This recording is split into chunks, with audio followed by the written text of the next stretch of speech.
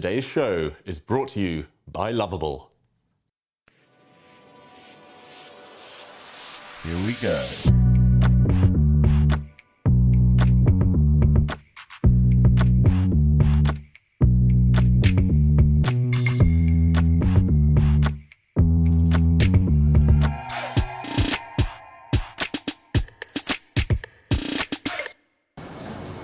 It's almost 5 o'clock here in Oslo, the perfect time to leave work, find a cozy pub and ask them to put chess up on the big screen.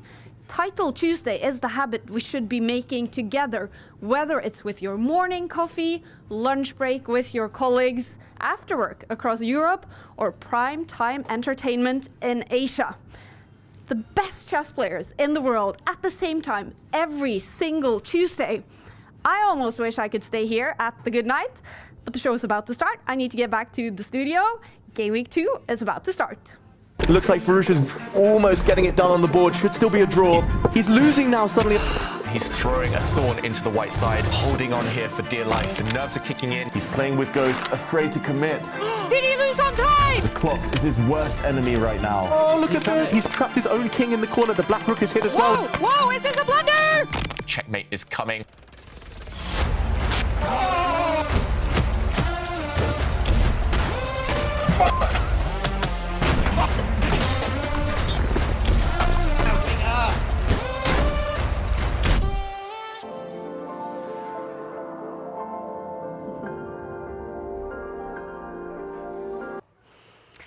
And we're back in the studio. Welcome to Title Tuesday, the Premier League of Chess today with a very handsome panel. This guy, Grandmaster Robert Hess, our main man today to guide us through all the moves. Recently also a married man. Congratulations, Robert. Thank you so much. Glad to be back in the studio, but also very happily married. Exactly. I have to ask you, the one question everyone, of course, is wondering. Did you, like Magnus Carlsen, play chess on your wedding night? I have not played a game of chess since like October. Really? So no, I didn't at all. It's very good to have you here, Robert. And on this side, Christopher Gressly, he is a celebrity in Norway, commentating often chess on Norwegian television, an international arbiter, of course, but also the founder of our beloved Good Night Pub. Christopher, your life is all about chess. Yeah, and I did play chess on my wedding night. Did you? That seems to be a topic. Yeah. But talking about the Good Night, when did you start? When did you found the Good Night? 7 years ago, 2018. Would you call it a success? Definitely. Yeah. And the biggest success is not the financial. It's going well financially, but that we have managed to spread chess as a way to meet and talk and have fun in the Oslo nightlife is just amazing. Yeah. It really is just a highlight to go to the Good Night. Do you have chess pubs like that in London, where you live now, Robert? Not really. I mean, there are some places that have chess boards, but not to the extent of the Good Night. And when is it going to get promoted to the best night? That's my question. Yeah. Maybe when we open in London. I like the sound of that. Okay, some good ideas coming in here, you guys. All right, we might make our way to the Good Night after the show today, but now let's talk about the road to the EWC, the Esports World Cup, because that's what Title Tuesday is all about now, you guys. Of course, the road to the Esports World Cup started last week with Gameweek 1. There are 13 spots in total. Magnus Carlsen has a spot as the reigning champion, and then top 3 players from the Speed Chess Championship and top 3 from the Chess.com Global Championship will each go directly to Riyadh. But every week in Title Tuesday, the top 10 players score points in the Champions Chess Tour standings. And at the end of the season, the top 6 players on the Champions Chess Tour standings qualifies for the Esports World Cup. Now, remember, chess made its debut at the Esports World Cup this summer. Magnus Carlsen took home the trophy. It had a prize fund of $1.5 million. Huge attention worldwide. It was a massive success. And Robert, how did you feel about it? What was your take on seeing chess on this esports stage? It was a spectacle. It truly was. I mean, the amount of glam, and it made chess into a brighter spotlight. Yeah. And I think that's what chess always wants, and it deserves, and frankly, it needs. Yeah. Now, Christopher, with the Good Night, such a classic pub, chess at its best when it comes to tradition, the wooden boards. What do you think about chess on the esports stage? It's amazing, and I think that is where chess is moving forward, because it's very nice to have the pieces and move them around, but with the time controls like now, 5+0, Yeah. that's so hard to play over the board, Yeah. and bullet also. So this is the future of chess, I believe. I agree. I agree. We had Gameweek 1 last week. It was so much fun, so intense with the 5+0 time control. We expect more of that drama today. Let's talk about Title Tuesday and the format now.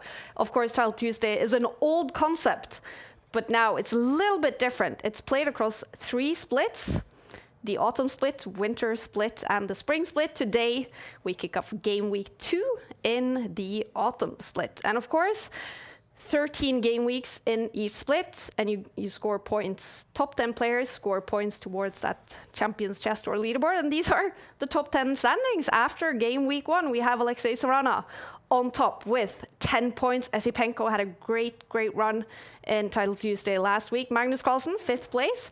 Hikaru Nakamura, outside top 10 in Game Week 1. Do you expect to see him score some CCT points today, Christopher? He has more wins in Title Tuesday than anyone else, more than 100 wins in Title Tuesdays. Whoa. So he's, I'd say that Magnus is the favorite, but Nakamura is definitely up there, and he's eager to score some CCT points. Yeah. It's 10 minutes to go until Game Week 2 starts. The countdown clock is here and has players signed up. I mean, wow, already Magnus, Hikaru, they're all there. Magsudlu is there. How many do we have? 143 players already signed up. How many should we expect signing up, Robert? Every time you talk, I see the number go up, and I love see it. some great names. You know, Daniel Naroditsky's playing, so some familiar faces, some friends, and some upstarts. And that's what I love about Title Tuesday. You don't know what 12-year-old is waiting in the wings to try and take down Hikaru or Magnus. Exactly. And anyone who has a title is invited to play Title Tuesdays, all the way from Grandmaster, of course, all the way down to Candidate Master. We have players rated from 2,000 all the way up to the Super Grandmasters. And we talked about it a little bit before the show. It's possible to specialize in this format, right, Robert? You can even be an IM or lower rated and still upset these big guns. And we saw one IM in the top 10 last week, Yeah. Renato Terry, who is a fantastic player, somebody who really is a grandmaster in strength, just hasn't obtained the title yet. But if you are really quick with the mouse, you can flag somebody, you can use the clock as a weapon, as James Canny likes to say, the 17th piece. Yeah, exactly.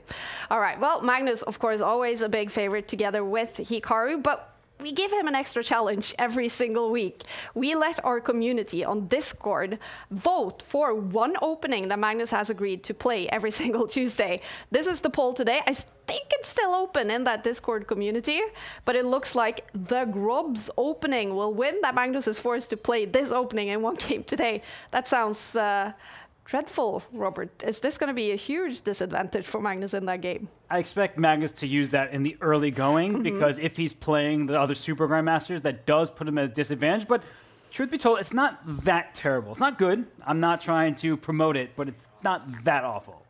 6 minutes to go. Magnus Carlsen is ready. He is playing here from the Oslo studio, his own streaming room, but the players are scattered all across the globe, logging on from every single corner.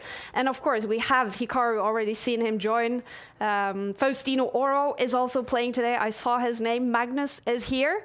And a bunch of the top players are all gathered in Samarkand for the Grand Swiss. Of course, not all of them will have finished their round 6 games today, but we hope as many as possible will join, that they will rush back to their hotels in time to play Title Tuesday.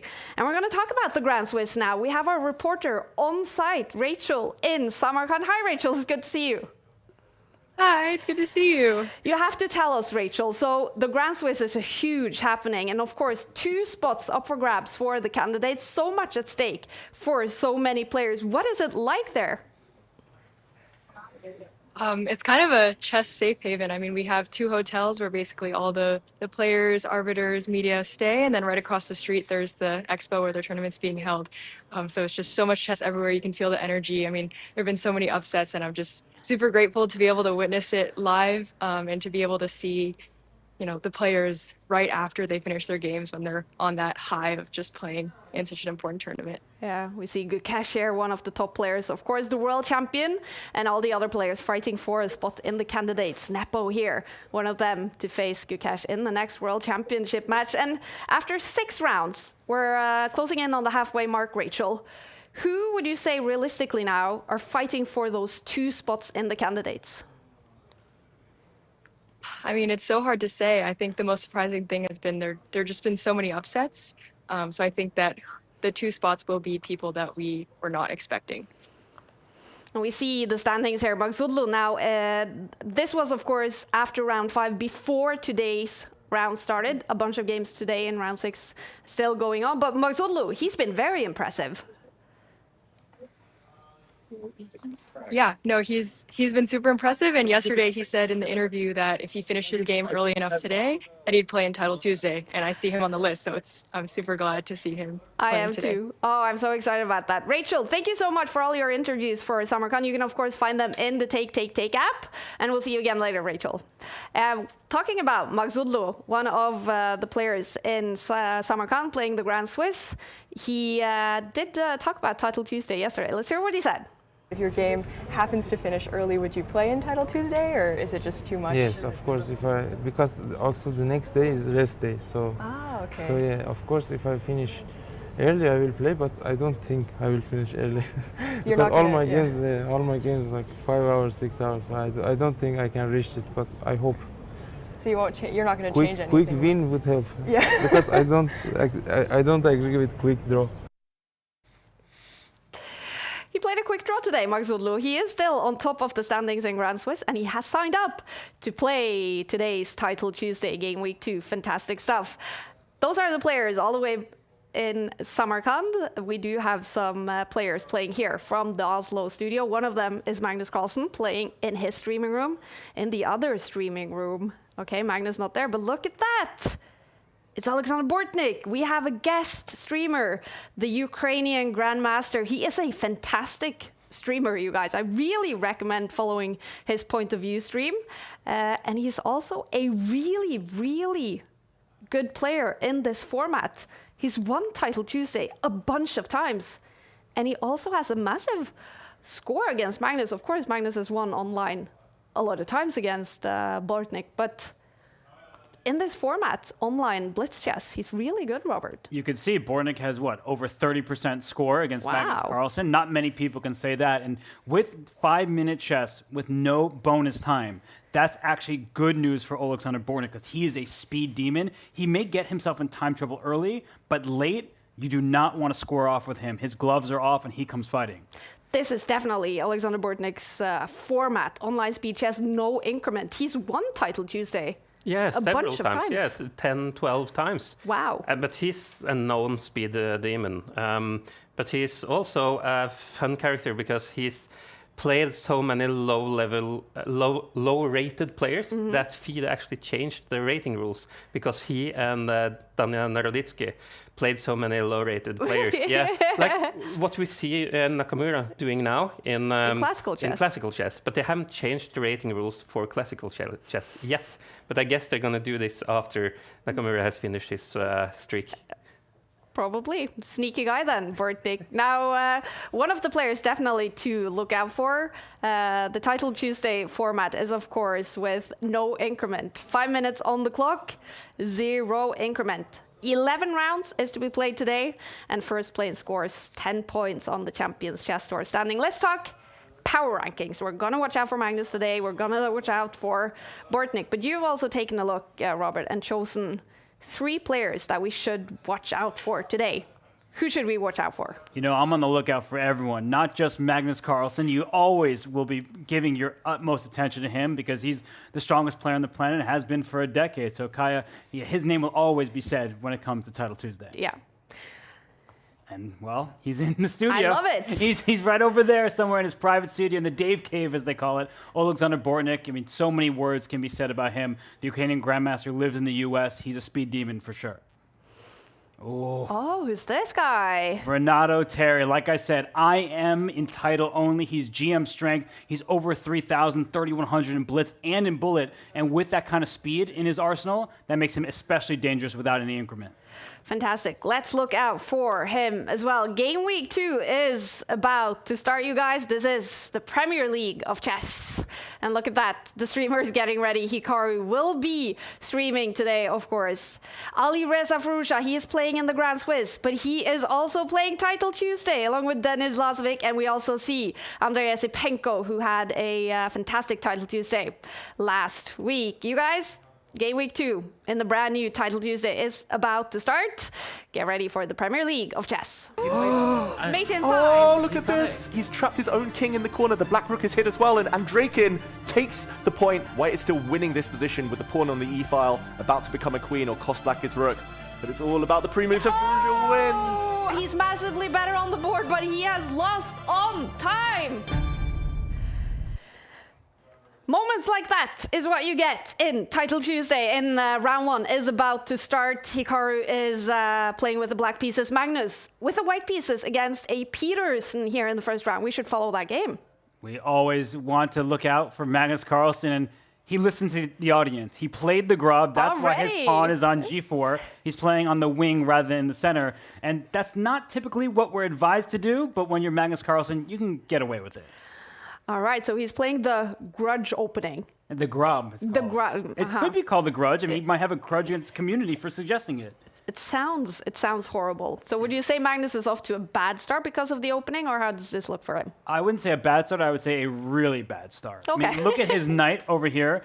This knight is not a good piece. I'm going to turn that yellow and then red because all the street signs are saying this knight is not getting out very easily. This pawn takes away its retreating square, and this bishop, it's lovely placed on d6 staring at that knight. So it just feels like black has more control of an open board. Magnus is streaming. You can see him talking. You can follow his point of view stream if you prefer, of course. Remember, 5 minutes on the clock, 0 increments here in Title Tuesday. This is game week 2, and this is round 1 out of 11. Would you feel bad if this was your opening, Christopher? I would. It would be as expected because I played dirty openings as a chess pub aficionado. So this is right up my alley. But I would rather be. I would rather have the black pieces here than the white because this is just atrocious. And we see much better already for Peterson, a candidate master, one of the lower-rated players in Title Tuesday, getting off to a good start against Magnus. Do you think there's a chance for him to win this against the world number 1? Well, it's very early, and I would say one thing that's going well for Magnus is the opening part is done. Like, he knew he would have a disadvantage by playing this opening on the flank rather than the center, but there's a long-term weakness that black has to deal with. This pawn over here on d5, an isolated queen pawn, we call it, it's a target, and look at all of white's pieces staring right into that center, and this latest move, knight up the board, hitting that light square bishop in black's camp. You see a really aggressive play from Magnus Carlsen. So there's 600 rating points difference between these players. So maybe this is not the opening that Peterson was actually hoping for in such a strategic position. Yeah, it's one of those situations where it's difficult because you want to play the board. And he must know he's doing okay. I mean, he does have all his pieces developed. He's got good control in the center of the board. You see all the minor pieces. And this knight now attacking the white queen. Magnus will not blunder. The queen has already moved out the way. But the problem is you're also facing the opponent. Yeah. And you're now down almost a minute on the clock. And Magnus's position is starting to stabilize. Yeah, definitely. And we see, I mean, look, the knight was kicked. It's back. But the problem when you're playing without increment is perfect can be the enemy of the good. You need to play good moves quickly rather than the perfect move slowly, and black is better. Like, there is no denying it. Magnus himself, I'm sure on his stream, is saying that, but the issue is going to continue. Black is down almost a minute and many hundreds of rating points. Yeah, exactly. This is kind of starting to get kind of highbrow compared to the position on the board, quoting Voltaire and stuff. But this is very exciting for both players, I think. And black do have the bishop pair, which might compensate a little bit. That's very true. The bishop pair on an open board can be dangerous. This bishop here in particular, it's staring into its own pawn, so it's not quite active. And now with the queens off the board, Kaya, we know this is where Magnus, he really shines, the endgame maestro. Magnus may be getting more comfortable on the board, but he is struggling. It's much better for Petersen in this game 1, but on the clocks, you guys, ticking down to 2 minutes for Petersen. Magnus still more than 3 minutes on his clock. This definitely could go down to a flagging situation, I guess. I think that's the likely path, because Petersen, the credit, is playing really well. Like, I just want to give a shout out, because with the black pieces against the #1 rated player in the world, to have any kind of advantage is a great accomplishment. And finding good move after good move, but this move F5 striking at Magnus's first move of the game, right? It's the audience's fault. They had a poll, the pawn's on G4. I think right about now you kind of wish that this wasn't so much tension on the side of the board. It's understandable that Magnus has spent a little bit more time now on the last few moves, I think, because this is difficult to play. And we have a video from Petersen we had for a moment there. Magnus, I have to say on his camera, he is not looking stressed. Do you think he is feeling confident that he can win this game? Yeah, I think in the early rounds, you kind of get to shake off the rust, right? Because it has been a week since Magnus played in that last title Tuesday. And by his own admission, he didn't play as well as he would like. So he's playing an offbeat opening. He's playing a low-rated opponent. And now you see the bar. It's going closer and closer to the center. But what's not getting even is the clock. And I know I sound like a broken record, but it's just true that Magnus, he's playing improving move after improving move, bringing his king into the center. Everybody, the king can be used as a weapon in the end game, and that's why that king is out on G3, defending this pawn, freeing up this bishop to do other things if it wants to, and just trying to keep control of his space. And very importantly, everyone, is the square in front of an isolated pawn is one that you want to control. And look at all of White's pieces staring there, and, well, there's no more isolated pawn because it was just captured. It is. And we are now joined by Petersen, a candidate master from Germany. Very nice looking streaming room there, but it's starting to look dramatic on the clock. 1 minute and 13 seconds left for him. Magnus has so much time on his clock. Yeah, now Magnus is just up a pawn. So we see here that Magnus is in the driver's seat. Petersen, he is trying to hang in tough. He knows that he's worse. With best play, maybe he can try to make a draw, but that's really wishful thinking. Even the best players of all time struggle against Magnus in the coulda, woulda, shoulda territory. Like, you're playing against Magnus Carlsen, you're down a lot of time. Magnus, he's showing respect to the position, that he's taking his time. I think he ultimately wants to try and win this on the board. Yeah, it looks like it. And, well, a pawn up in a rook endgame like this, it's really hard to defend, especially with only 1 minute on the clock. You have to play perfect to be able to keep this against the best endgame player in the world. There he goes. I think he's saying my chances might also be disappearing. But, I mean, Magnus has checked that king. The black king now in enemy territory. So this pawn right next to the rook is under fire, but that black rook is going hunting as well. The issue being that black is down a pawn to begin with. And now if we sort of look at the board here, there are 2 passed pawns that white is going to try to use to become a queen. And black has these split pawns. And as you know in bowling, split usually isn't good. This position is great for Magnus Carlsen. All right, Magnus Carlsen in round 1 fighting for a win. We gave him a really poor start to the game because our viewers had voted for a not too good opening that Magnus had to play in one game today. He chose to get over with it and play it here in this game, but he is fighting his way back, even if Petersen's still much better on the eval bar. I think the eval bar just hasn't caught up with Magnus' speed because right now, after the rook went here, it stopped the black rook from preventing the queen, and you see it on Petersen's face. He's like, that's it. Magnus, you got me. Magnus with the white pieces. Will he promote to a queen? I think Petersen is going to resign. It's just, when I'm losing, I always have to take an extra time just to consolidate with myself and not be too angry of losing the game. It's a win for Magnus Carlsen in round 1. Looking happy on camera there, beating a candidate master from Germany. All right, round 1 is still happening. I actually noticed something. Look at that, Magnus. We also have Bortnik in the house. Alexander Bortnik is our guest streamer today. Let's see how he did in the first round. I'm going to find him. I also noticed something else, you guys. Fabiano Caruana is playing today. I am surprised. Are you, Robert?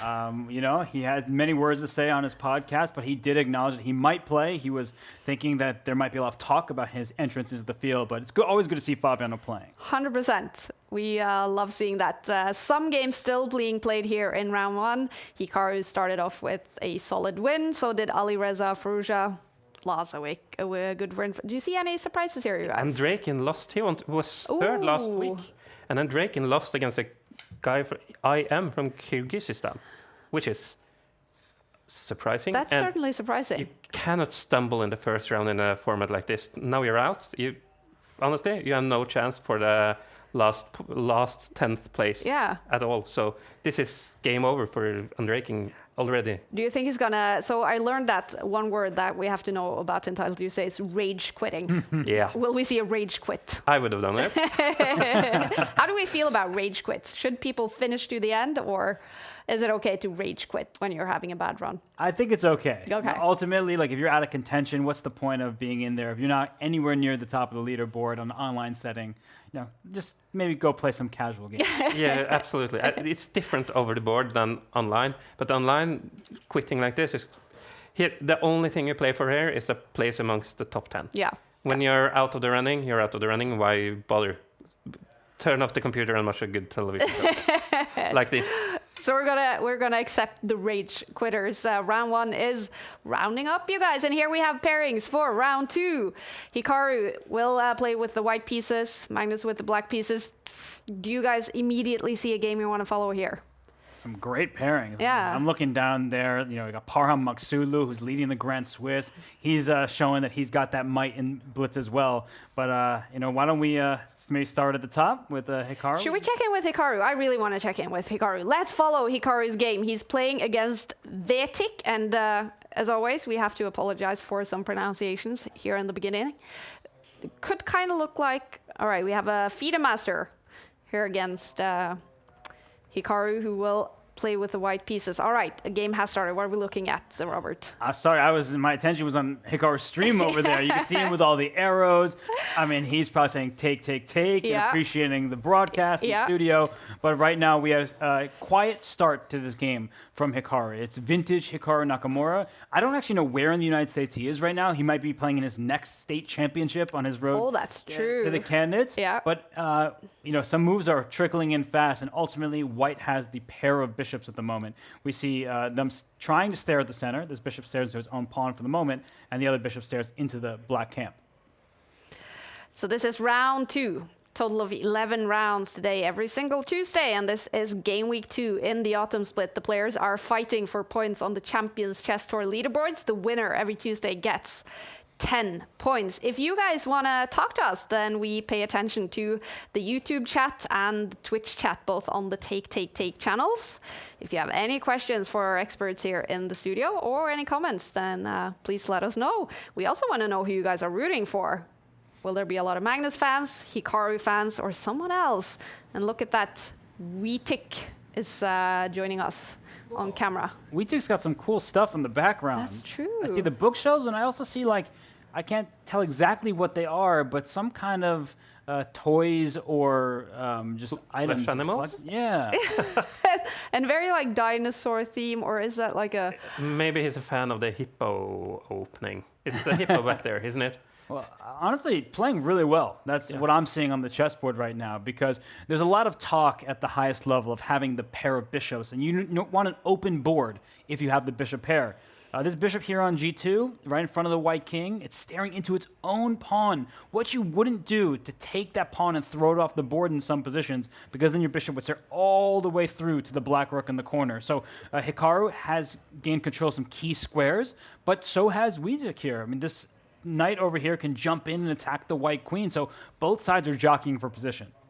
It looks like Nakamura is going in for the king, to be honest, on the king side. Already? This is interesting. This is kind of the chess that I like, but kind of neglecting development of the pieces. Like the black squared bishop hasn't been developed yet.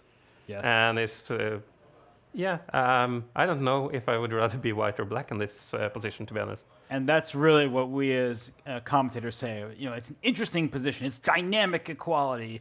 Both sides have their chances, and it is true because what's being clamored for, and well, pawns were just traded, but what I was going to say is that white wants to storm up on the king side and go for an attack against this black king, but black has many of his own forces just in the center, protecting in advance as preemptive measures, and you don't know. It's the side that controls the pawn breaks is often the side with the advantage, and will black try to strike with a pawn push here to break things open? Is this knight a strength, or is it actually a potential weakness now that both the bishop and the queen stare in that direction? It's a mixed bag right now.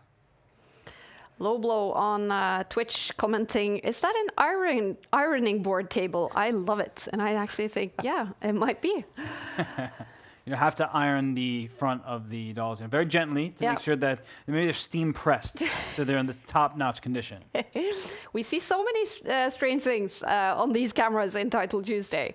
Just entering people's rooms, people's houses, people's private spaces, and we love it. 2 minutes and 30 seconds on the clock for we take the, of course, start with 5 minutes on the clock, 0 increment. And that means we do see a lot of flagging, a lot of drama on the clock. Hikaru is playing fast. Playing fast, but Wojtek playing very well. So keeping Hikaru honest on the board, even if Hikaru is ahead on the clock. This latest move, bringing the queen into, speaking about invading someone's personal space, this queen is saying hello to the white king, hello to the pawn next to it, and the other pawn as well. So this queen is actually a huge problem for Hikaru to deal with, and he's got some pieces that are a bit offside. At some moment, you want to use this open file to your advantage. Rooks love open files. There's a pawn at the end of the line. If that knight moves out the way, maybe you can get at it, but do you have enough time? That's the critical question, and Hikaru's trying to work it out, and no longer does he have a lead on the clock. But in a position like this is not going to end in a draw. It's either Nakamura is going to manage to find some tactical finesse. Yeah. Finesse. Or Wojtek is going to win in some spectacular... Like this. Yeah. There it is. Oh, we love it when players bring the fight to Hikaru Nakamura. He's saying, I'm not going to let you get everything you want. Look at this move. Exposing his own king is Wojtek to say hello to the white king. This bishop wants the full length of the diagonal. If we see an exchange of pawns in this direction, well, hello there. This rook on... next to the black king, staring down at the white queen. So this is dangerous territory for Hikaru, and now he's well behind on the clock. You have 2 minutes on the clock to find a solution to a position like this. This is hard. Can he take with the other pawn? Oh, look at that. Kaya calling the shots here. But look what's happened. So white has a phalanx. This pawn here, you win connect 4. That's not the game we're playing today. But what black has been able to achieve is this bishop on the dark squares, unopposed. If the queen can line up there as well, that will be a checkmate. Hikaru wasn't born yesterday. He was born in 1987. We actually looked at this earlier, trying to figure out which players were born on Tuesday. I don't think we found any. We only found Anish Giri. Is the only, and we checked so many names. We could only find Anish Giri born on Tuesday. Hey, you guys at home, check. Were you born on the fabulous day that is Tuesday, now our favorite day? But the king is so open, white king, so he has to spend a lot of time to make sure the king is safe. And I guess what Hikaru is claiming is it's just a single check. Yeah. We talk about checks, captures, and threats. That is a check towards the white king, but this rook is starting to capture a very important pawn in black's camp, because if Hikaru can get not just 1, but 2 rooks down in enemy territory, it's going to be the black king that suddenly is in trouble. So I think that strategically, black is doomed, but tactically and with the dynamics, black will have some great chances, and I actually think I would prefer to have the black side here. It looks kind of easier to play with the black pieces, but you always have the threat of a mate at h2. But white has to be so careful with everything, and you also have the queen and the king in the same diagonal. So if you get the bishop on d4, then suddenly you have some very nasty imagery. Now you're talking. That's really lovely. Just trying to get maximum use of the dark squares. And look at Hikaru. He's saying, get those queens off the board. How do you protect your king? If you're out there thinking, well, I feel really scared because my king's in danger. If the queens come off, that's the heaviest piece and that's the biggest attacker. But whoa, this is maybe the most valuable pawn in the position, because then black will have a passed pawn that's only 2 squares away from promotion. The time is about even. This is actually as exciting as it gets in the early rounds, but now it's suddenly white who is threatening a checkmate. All right, Hikaru Nakamura, do you think he's stressed not to win this?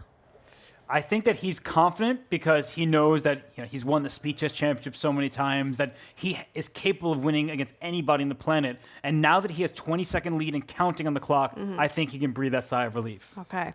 He's world class in anything regarding chess, but in bullet, that's where he's really good. And when he started getting into the world scene with bullet, not standard chess. Which is just insane. Massive intuition is something Hikaru Nakamura definitely has. Slightly better on the bar now. It's so tactical. Oh, but now with the queens off the board, I see what the bard's jumping back and forth, but look at the clock. Those extra 15 or so seconds, that's what's going to tell the story here. And now the black king, it's feeling a little bit airy with more pieces coming off. Black's attacking chances aren't there, but what Witek is trying to rely on is, can these pawns get going? And Hikaru says, no, not so fast. I'm going to take them one by one. Less than 30 seconds left for Witek. He is starting to look stressed, no doubt about that. But what a good game he is playing here against one of the best players in the world, Hikaru Nakamura. Fantastic game, though, still from Witek. I mean, right now he's posing a serious problem. If Hikaru has dropped this pawn, and look at this. This pawn is 2 squares away from promotion. So if Witek can keep up the speed, he may be able to find himself winning this game. Oh, he's winning. Wow. He's winning. He found it. He's winning. Wow. What a shocking result here in round 2. And look at the celebration from FIDE Master Witek. Oh, I love it. We have celebrations. He beats Hikaru Nakamura in round 2. The FIDE Master beats the Grandmaster. How big of a shock is this, Robert? I was just saying that Hikaru probably felt like the worst was behind him, and yet look at Witek. He's having the last laugh, and look at him. He's like, yes, thank you. And he should be thanking those plush dolls behind him. I think that's what gave him the strength to take down Hikaru. Oh, this is fantastic to watch for Witek, an underdog beating one of the biggest favorites. Heartbreak for Hikaru Nakamura. This is where online chess shines. You can see the players reacting like this. This is probably the best game Witek has played for a long, long time, maybe ever. Yeah. And he can celebrate, really celebrate. But you can't do that over the board. I mean, the table banging of Magnus Carlsen went around the world when he did that in Norway Chess. But this is normal. You can do that in online chess, and I love it. Exactly. Here we get it basically every single round. This is Hikaru reacting to that loss on his stream. Obviously not happy with how that game played out. What was the biggest issue here for Hikaru? Well, for Hikaru, I think that he allowed his opponent to take too much claim of the board, that a lot of squares were weak, and eventually there was a pawn that was vulnerable, and Witek capitalized just when it looked like he was the one teetering on the edge of danger.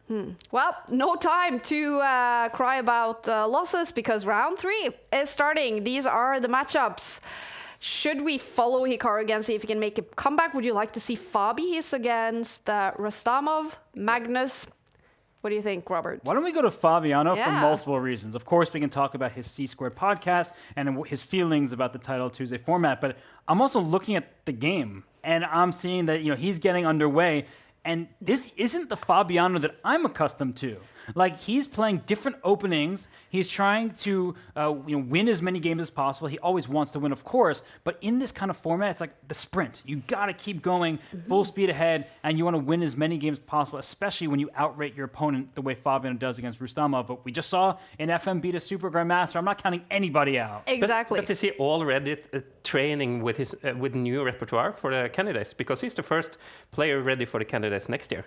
That's true. So maybe it's trying to get some real game training in for the candidates. Yeah. Maybe he's trying to trick you into thinking that he might play this. And that's what the players do, Yeah. is they say, I'm ready for the candidates. I'm going to use all these different lines, so now I'm going to confuse you. I'm going to be a moving target. You can't just figure out what I'm going to do in each and every game. But, I mean, trying to figure out this position where not a single pawn has been traded, we see that both sides have their starting 8 pawns. For Fabiano on the white side, this pawn, that could be a bit of a weak point because you see 2 of Black's pieces already staring in that direction. So if Fabiano is not careful, that pawn may drop, but that's why he put his own queen in line. And think about what happens when the piece in between them gets out the way. If, in fact, Black takes this pawn, then White will take back in the center, and it will actually just be a fancy trade. Fabiano Caruana is, of course, world number 3. He has been very openly critical about the new Title Tuesday format, especially the fact that players have to play using the system called Proctor, which is used by Chess.com for anti-cheating reasons.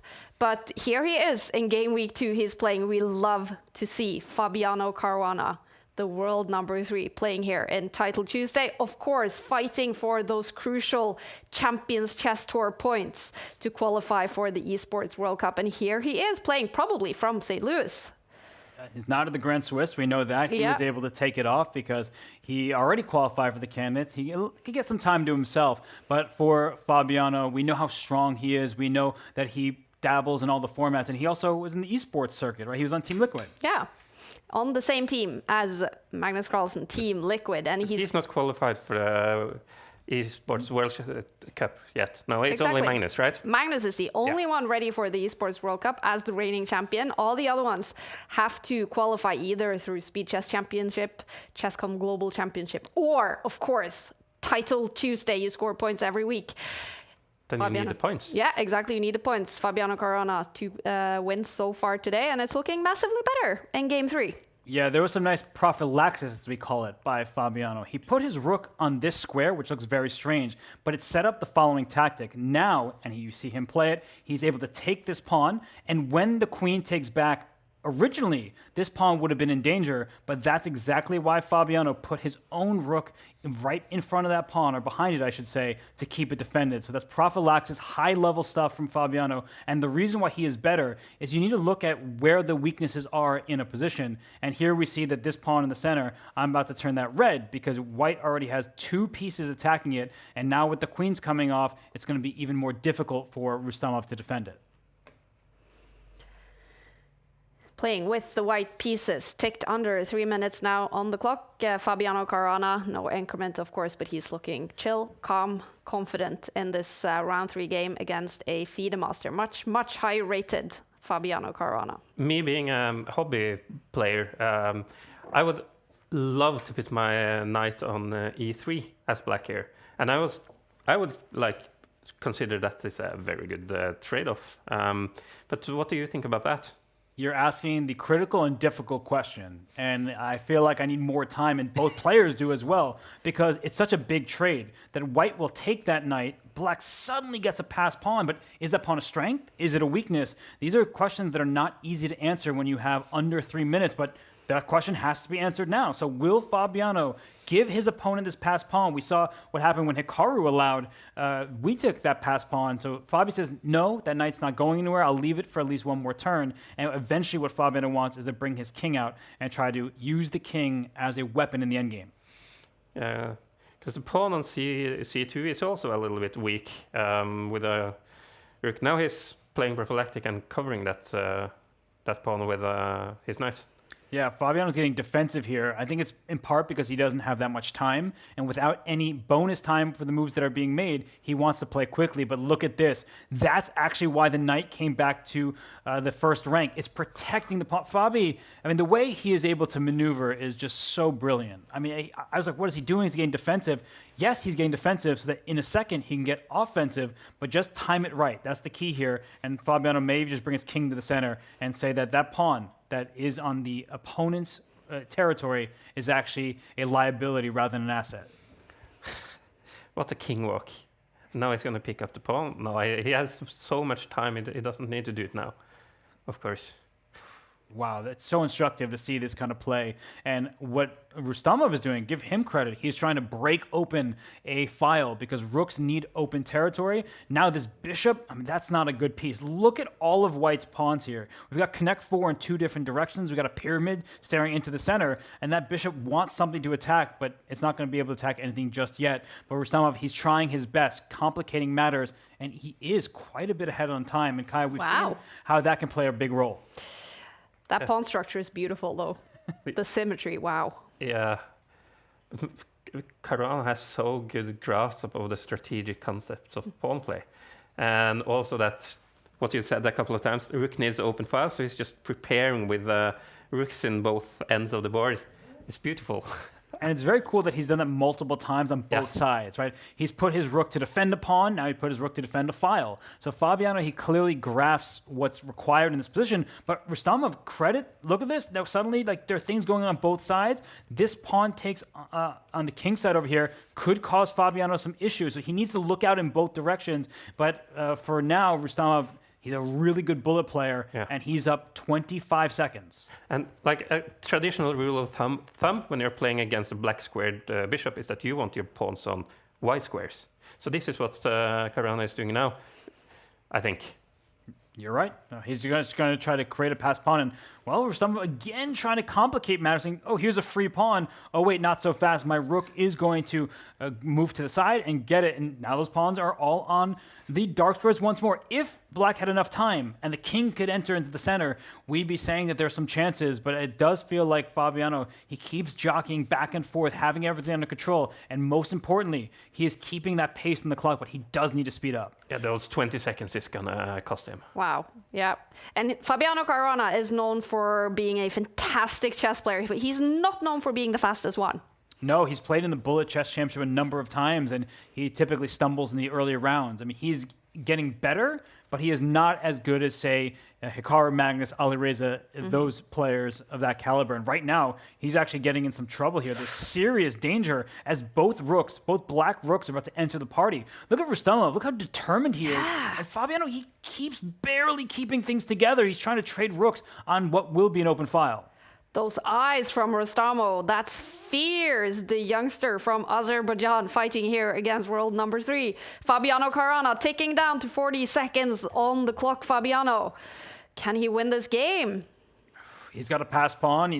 Looks like he's doing pretty well on the board, but I'm still keeping my eyes on the timer. And wow, that's a huge decision. We were just saying earlier how the black bishop didn't have much to do. Now it can scoop up a pawn, but Fabiano's best pawn is gone. He's trying to use the decoy all the way on the king side where the black king is, but Rustamov playing so well and Fabiano meeting him at every turn. Magnus has won in round 3. 3 wins for him. Hikaru Nakamura has made a comeback, winning in round 3. Fabiano has also won 2 games so far today, fighting to win in round 3 as well. Much better on the bar, but those clocks are stressful. And let's see if Fabiano has really upped his game the way that we've been discussing. He's up a pawn right now, and look at that. He doesn't recapture. He gets a quick check-in, gains a different pawn. He wants 2 unopposed passed pawns. That's what he's aiming for in this endgame. But he's just about level on the clock. So both players hovering around 16 seconds, now down to 15. The black king is infiltrating. Watch out if you're Fabiano. I mean, black can't easily get away with some of these things. His trading rooks would be devastating, and that's why he's giving these checks. And Fabiano might just acquiesce to a draw. Yeah. There it is. Wow, fantastic result for young Rustamo from Azerbaijan. A draw against world number 3. Fabiano with the white pieces probably not super happy with the result here in this game, but the clocks definitely became an issue. Both of them red. It's a draw. A draw isn't that much of a crisis, though, as compared to a loss. Last week you won with 9.5 points. Yep. So a draw is just you can make 3 draws and still win. You can still definitely become top. We are rounding up here. Round 3. Magnus has played, has gotten a win in round 3. 3 wins so far for Magnus. We do see a bunch of players still on 3 out of 3 points, but it's going to get tight as we get closer to 11 rounds. A comeback for Hikaru Nakamura, losing in round 2, winning in round 3. Alireza Faruja, also one of the players Magnus Carlsen has named to be one of the favorites in the format, winning in round 3 and round 4. Oh, look at that. Magnus is playing Jumabayev. We had a very cool game with Jumabayev last week. I would love it if we can follow this game. I've seen the images from that. He had so much emotion on camera when I think he ended up winning on time against Alireza Faruja. Yeah, he's a great player, by the way. Jumabayev is one of the maybe lesser-known players, but he's been at such a high level for a long time. He knocked Fabiano out of the World Cup several years ago. So Jumabayev against Carlsen, excellent matchup. And I also want to note that Faruja, he's won all his games, but he had a dirty flag in the game. He had no business winning that game. It was bishops of opposite colors moving around nonstop. Losing on the board, winning on the clock, and that's what matters. The winner on the clock is the winner of the game. We're going to jump into round 4. Magnus Carlsen with the black pieces against Jumabayev. Magnus on a roll today. He's won 3 games so far. And what are we looking at here, Robert?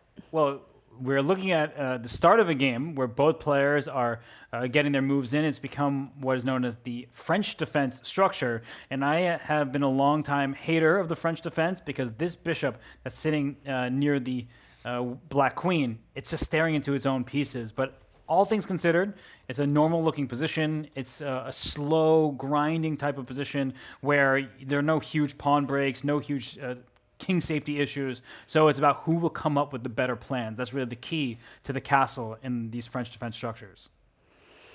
And whether that pawn on d4 is a strength or a weakness, right? That's exactly right. So it can be a strength because it defends a pawn that's aiming in the direction of the black king, or it's a weakness because black has multiple knights staring at it, but you see what Jumabayev is capable of. He's saying, let's go, bishop staring in the direction of the black king. I'm not sure if it will ever work, but there are sometimes you want to make these aggressive pawn pushes, saying, I don't mind getting my own king in a bit of danger. I'm going for yours. I like it. And then for a lot of players, it's easy to think that you now soon can pick up the pawn on d4, but then you have the bishop check on h7. So you always have to watch out for those kind of tactics.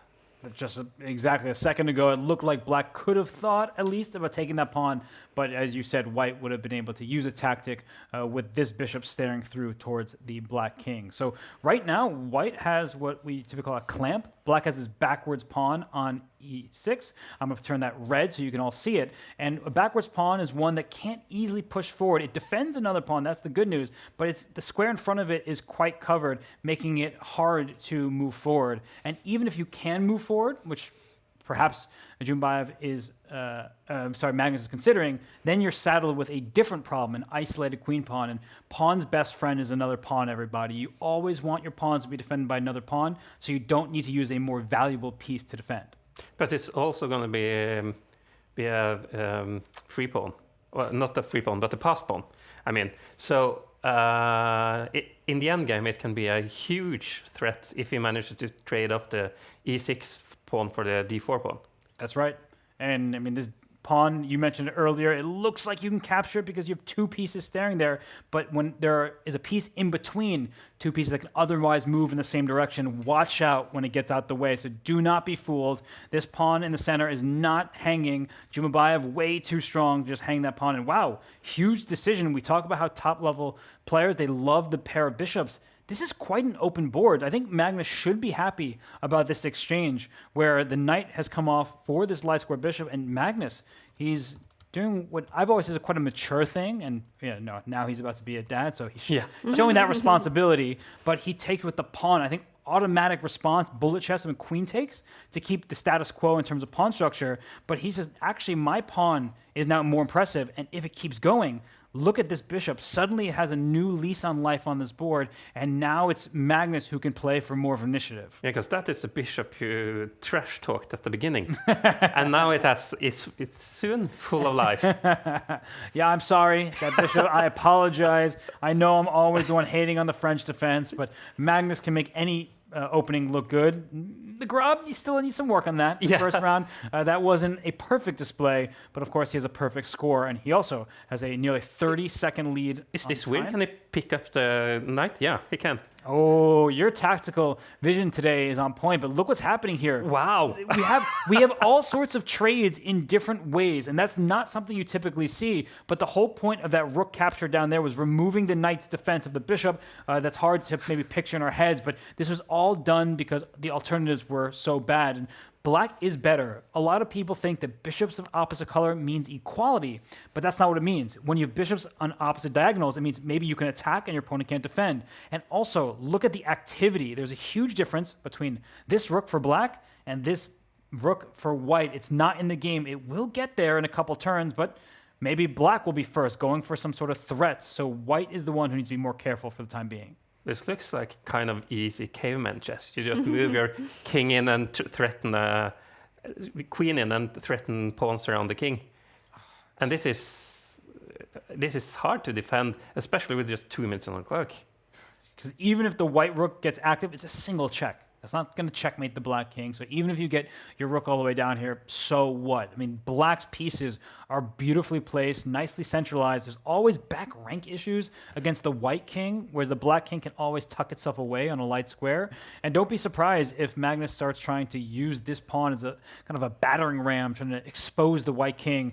And, well, I haven't even looked at it in a while. The time is about a minute ahead for Magnus. This is starting to look grim for the Kazakh player, but also the pawn on d4 looks to be weaker than the pawn on d5 now, because of the activity of the pieces. And what Magnus wouldn't do to throw that pawn off the board. Like, if you can line your bishop and your queen up and go for checkmate, and that's the thing. Like, I'm half joking, but sometimes when you lose a pawn, you open a file or a diagonal. So sometimes the best defense, everyone, is to actually give away a slight bit of material, give away a pawn to open up squares for your remaining pieces. And Jumbaev's doing his best. He wants to get that queen active, but you see the bar is going all the way in black's favor because of simple chess. The king is safe and sound. Now Magnus is just giving off his b7 pawn if Jumbaev wants it. But you can't do that because of the bishop on e1, of course. What bishop? That's a big pawn. Yeah, no, you're right. I mean, it's all problems across the board. Look, even this move. White is playing defensively turn after turn, defending a pawn, but actually restricting your own mobility. And so for Magnus, he's got a number of options. He chooses to rumble forward. Why not go for that white king that's lacking defenders? And he could even bring his queen back, then bring the bishop. And I was joking earlier about this kind of checkmating idea, but now it looks a lot more realistic. He's just forcing open the position around the white king. This is quite masterful to see. It's just beautiful technique, and this is what Magnus can do. It doesn't matter what the rating next to his opponent's name is. He can just make them look like he's on a different level altogether. And Jumbaev is amazing. He's a phenomenal player, has been for so long. But in this game, it just seems like Magnus has had the control. Jumbaev gave away a bishop for a knight, and since then, the tactics haven't worked in his favor. And oof, this king here, I don't know if it's that much longer for this board. Magnus Carlsen seems to be on fire today. Won 3 games so far. This is round 4, and it's looking very good for him to go 4 out of 4 so far. Jumbaev struggling not only on the board, but also on the clock.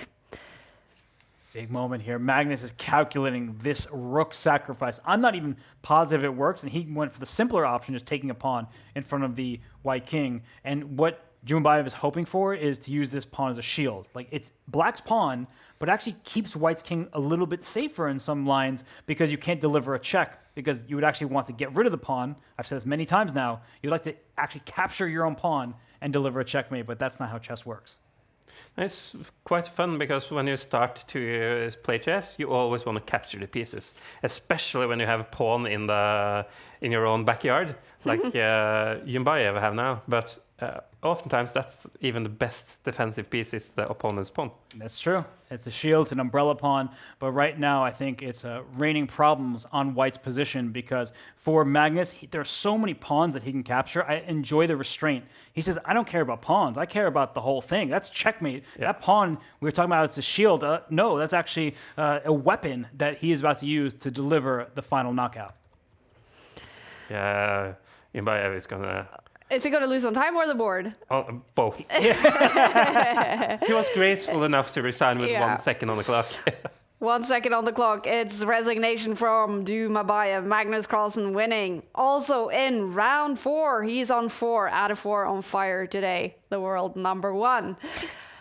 And here with the black pieces. Looking happy, I have to say. And he's now going to get a little bit of a break, because there is a break after round 4 before round 5 starts. And I can see a lot of results coming in. We have Magnus Carlsen streaming here from the Oslo office, and so is Alexander Bortnik, the Ukrainian grandmaster and very entertaining streamer. Let's check, how is he doing today? He had a very good start. He was, I think, on 3 out of 3. He's on 4 out of 4. He's on 4 out of 4. Alexander Bortnik. All right, we're going to keep a close eye on him as well. Maybe we even follow his game in round 5. You see all the 3 players that Robert highlighted this on 4 out of 4.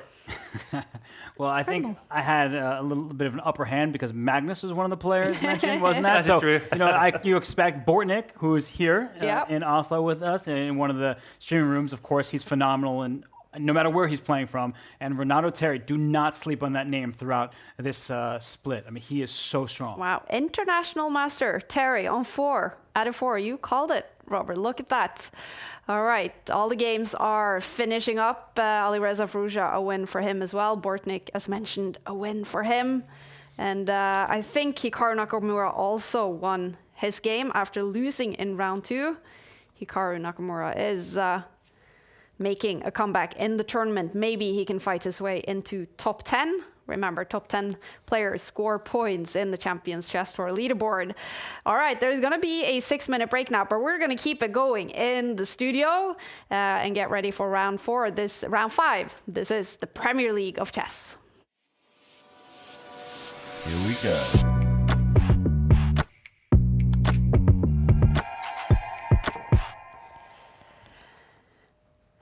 All right, you guys, it's intense. Title Tuesday, 5+0. I just took a little bit of a step back here. I was like, oh, I can breathe, and like I'm just taking it all in. Like, that's the beauty of this tournament, is you get so many complex games that sometimes are settled by scrambles and other times by nice knockout checkmates. Yeah, it's very much like sports, right? With this intense time control and fantastic chess. It really is bringing chess into the world of sports. And talking about the world of sports, it's very common in sports broadcast to do action replays. We're going to do an action replay now of something big that has happened so far today.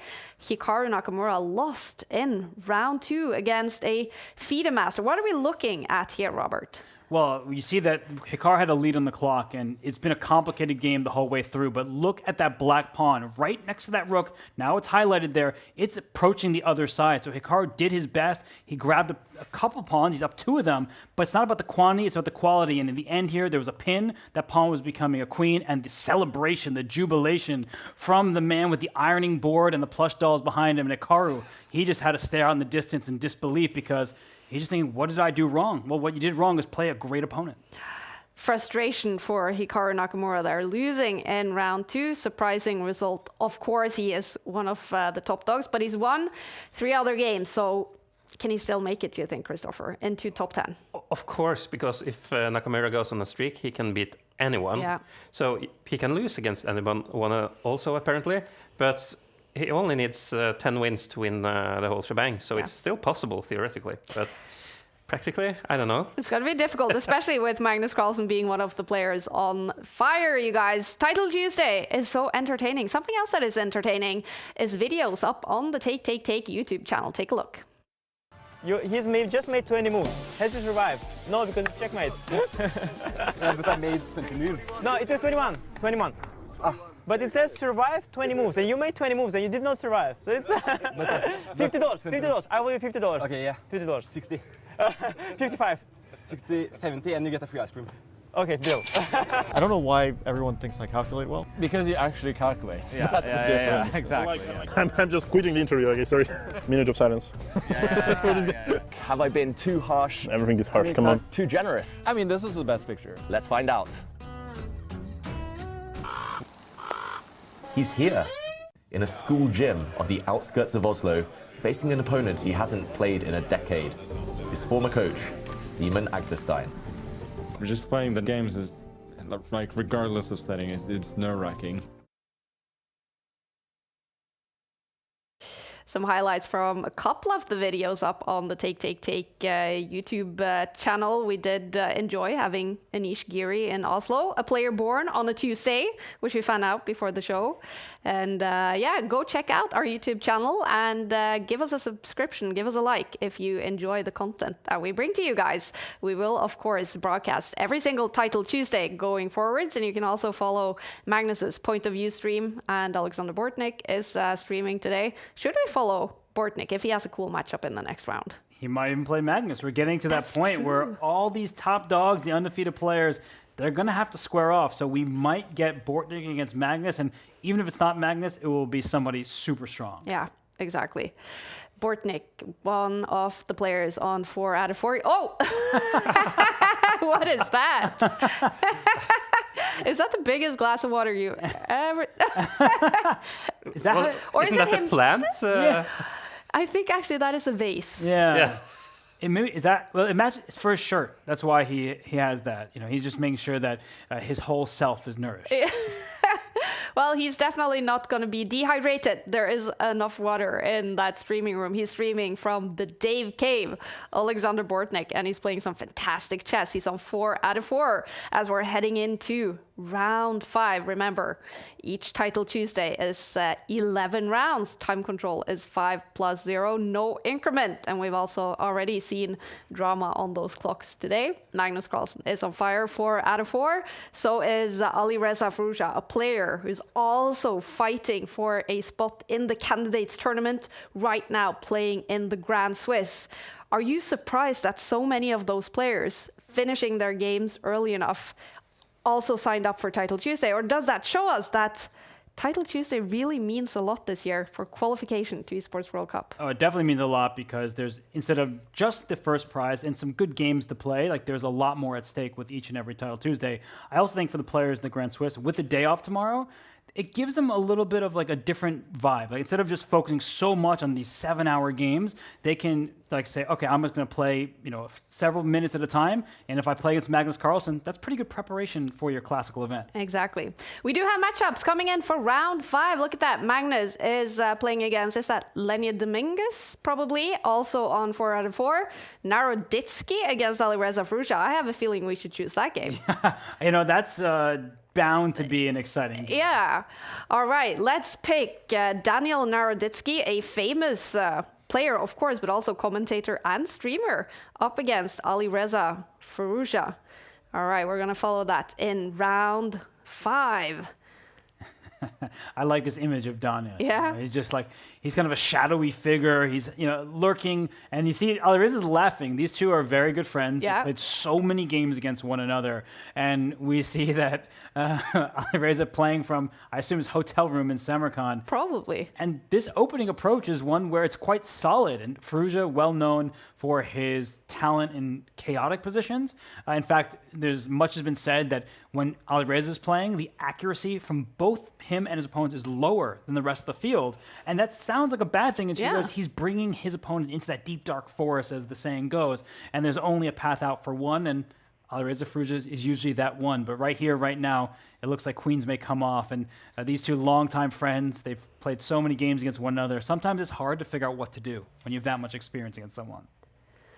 Look at that. We have Daniel Naroditsky. He also played fantastic in the World Rapid and Blitz Championships in December. I remember had a fantastic run there, and here he is on 4 out of 4 so far in Title Tuesday. What I like with this compared to like FIDE Rapid and Blitz is that there you can take a draw and a draw and a draw and come far up. But here, it's only top 10 that matters. Yeah. Nothing else. You have to win. You have to play for a win.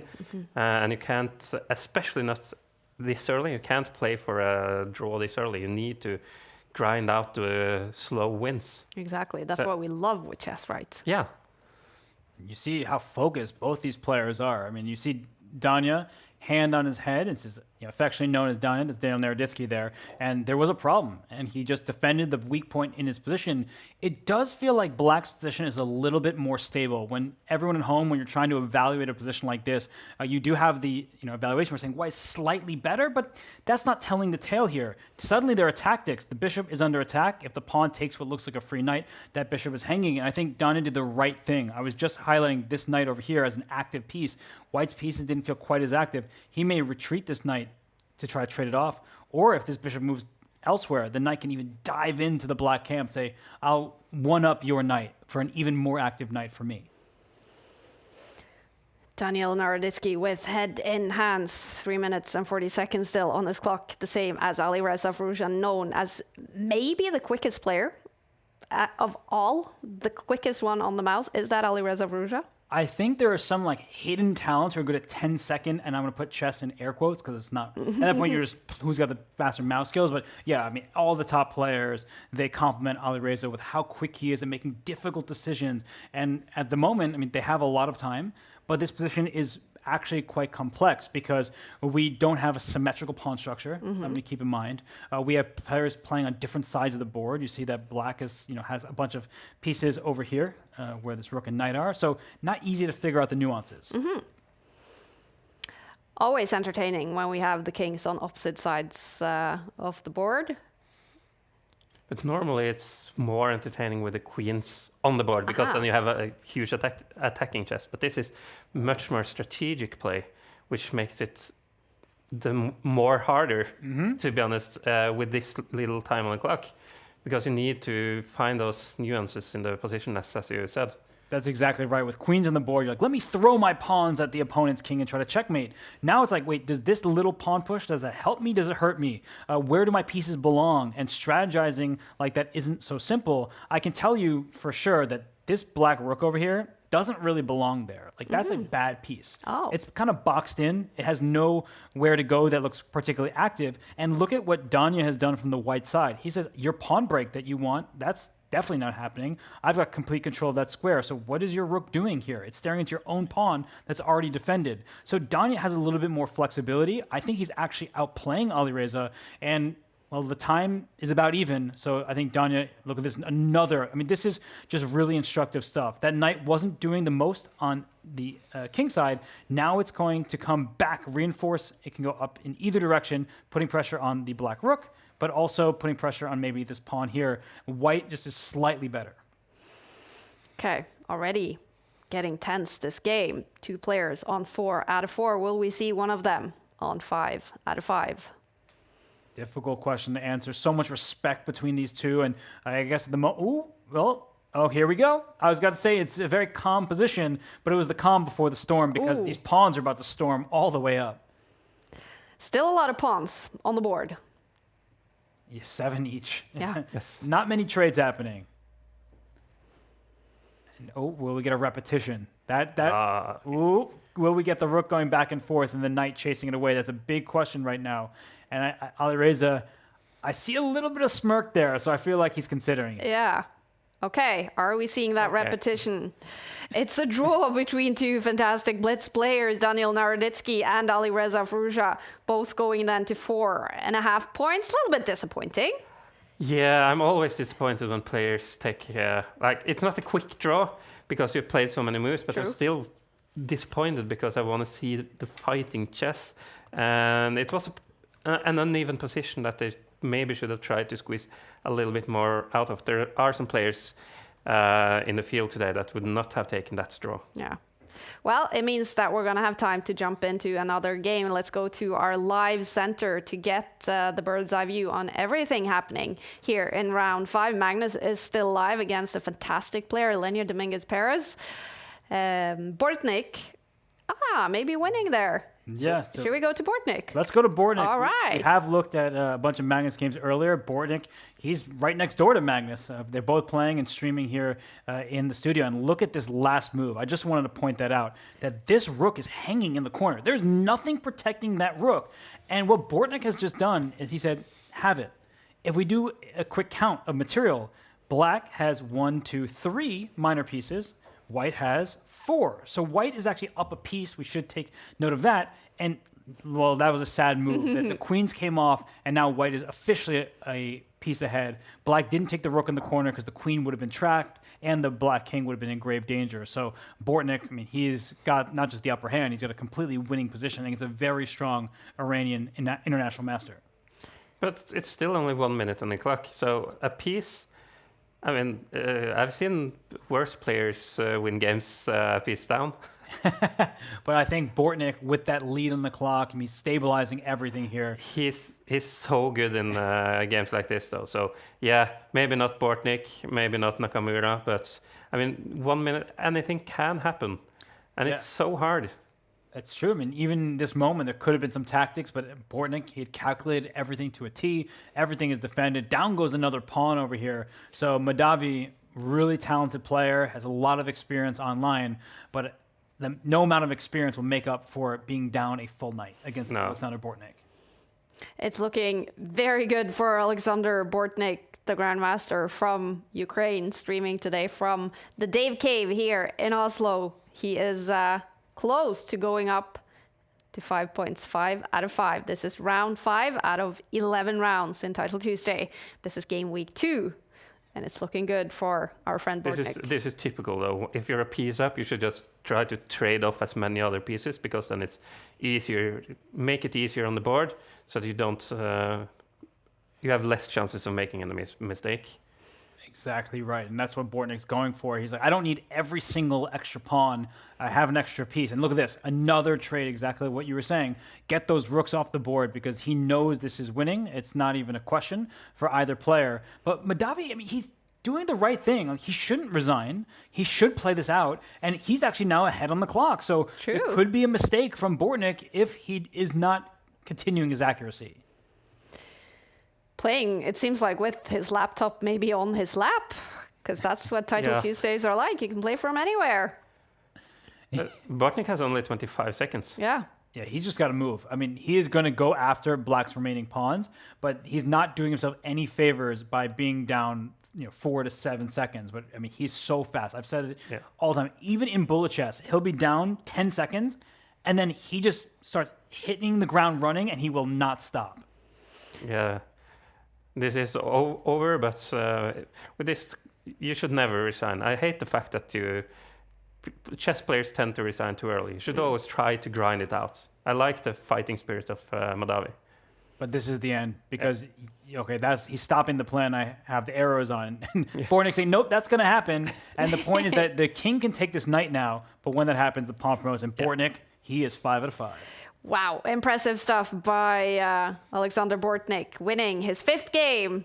Madavi ticking down to 10 seconds on the clock and resigning in a lost position. Okay, he's on a roll, young Bortnik. And streaming, of course, you can check out his point of view stream on the Take YouTube channel. I think it's probably very entertaining. I've seen a lot of his streams. He is a very entertaining player. Look at his shit. Of course he's entertaining. Exactly. You can just see it on him. Fantastic run for him so far. Talking to his fans on the stream, and we do have a bunch of results coming in. Magnus Carlsen also going up to 5 out of 5. Now Terry as well. Now 2 of your favorites has to meet. Yeah, the 3 players we had our eyes on to start the day. Magnus Carlsen, everyone is looking out for his games, but Bortnik at 5 out of 5, Renato Terry, and don't count out Sina Movahed. I see him there. He beat Martin Kravtsev with the black pieces, a youngster from Iran. We mentioned a couple young Iranians, and Alireza, who is born in Iran, now plays for France. Many talents, Parham Maksudlu. I mean, the list goes on. Yeah. Exactly. Maksudlu, who is in the lead in Grand Swiss after 6 rounds, also playing here in Title Tuesday. We love to see that. And now we're super excited to see matchups for round 6. It would be cool to see Bortnik against Magnus, of course, our 2 players streaming from Oslo today. But either way, we're going to look at some cool matchups. 4 players on 5 out of 5. How did Hikaru do? And he won.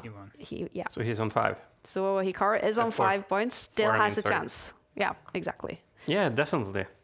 It's also easier because if you lose early, you will always meet a little bit lower rated players, so you can come from behind and suddenly take the entire field in a wave. Exactly. The problem, though, with that is your tiebreaks suffer. Yeah. So when there are no split places and the points are up for grabs, he can't just rely on, oh, make a draw in that last round and be safe, my tiebreaks. No, he's always going to have lower tiebreaks because he lost early. Exactly.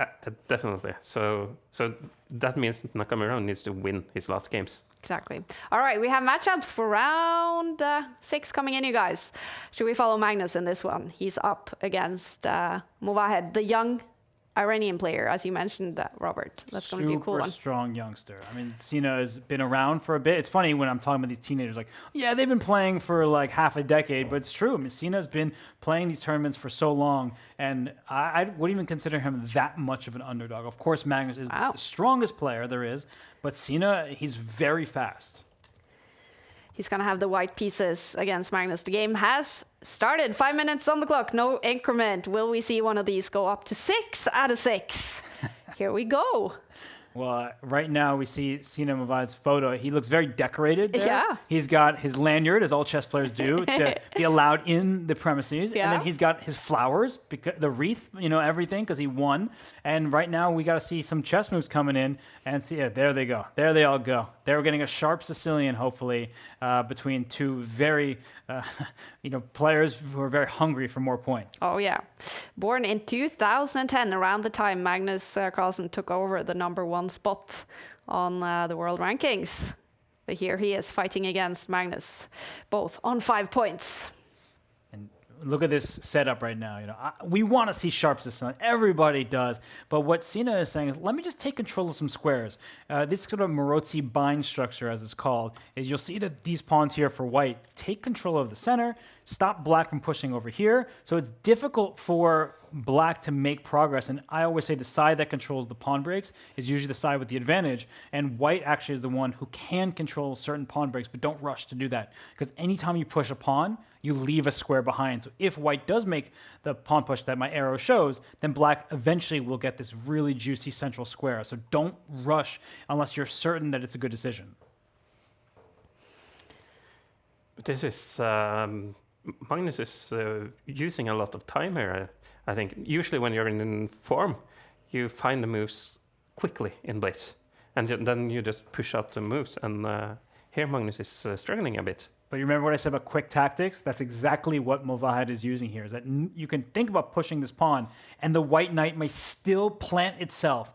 And you see Magnus, he realized it, that, this can be dangerous quickly, because the point is, everybody, that loose pieces drop off. And if the F file opens up, that's where this rook is sitting, that's the black king side that can be in serious danger. In particular, there's this knight that I'm turning into red. That knight could be loose. So if the pawn goes forward, don't be surprised when Sina quickly gallops in to enemy territory, causing some big problems for Magnus to figure out. And Magnus, down almost a minute.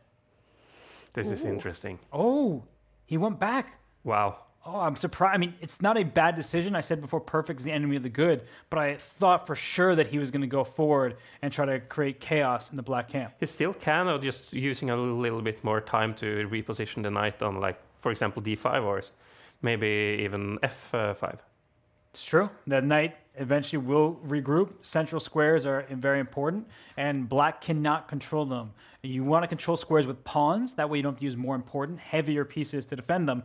And right now, speaking of heavy pieces, that knight move from Magnus, it opens up the bishop, not just to develop, but to attack a rook. And I think Magnus, even though he's worse, and we see the bars is massively better for white, the players don't know that. Like he knows that he's not in the best shape, but Sina Movahed doesn't know that he's, like, according to this bar, almost winning. But where is the black king going to be safe here? Don't ask me that question. I'm here to talk about certain things. I'm not talking about that. King safety is for sisters. Yeah, this is not relevant in this position. I mean, to answer your question, nowhere. The king is not going to be safe. You could try to go to the queen side. That's not going to be any safer because you've already pushed pawns up. And when you push pawns, you leave air in front of your king. Yeah. Magnus Carlsen not looking happy here. Yeah, this is the black has kind of a double-edged position, because if he gets out of it, he has an open line, G line down to the white king. So that's what I would think as a pub chess player. I would love something like that and just double up and go straight for the king. But he's so vulnerable with a black king. So it's hard to find anything safe. I love that you can call yourself a pub chess player and mean it literally. Like that is and awesome. actually own a chess pub. Yeah, that is so awesome. And speaking of, they usually say coffee house tactics, pub tactics. Rook takes knight, bishop takes back, then throw your own knight into the center with a fork. The black queen will escape back to the start and protect, but that's just the start of it, right? Like the white pieces will continue to jump into the position, but what Sina Movahed needs to do is play quickly. I mean, he is now down almost a minute. 2 minutes from this position? He spent 2 minutes on this position.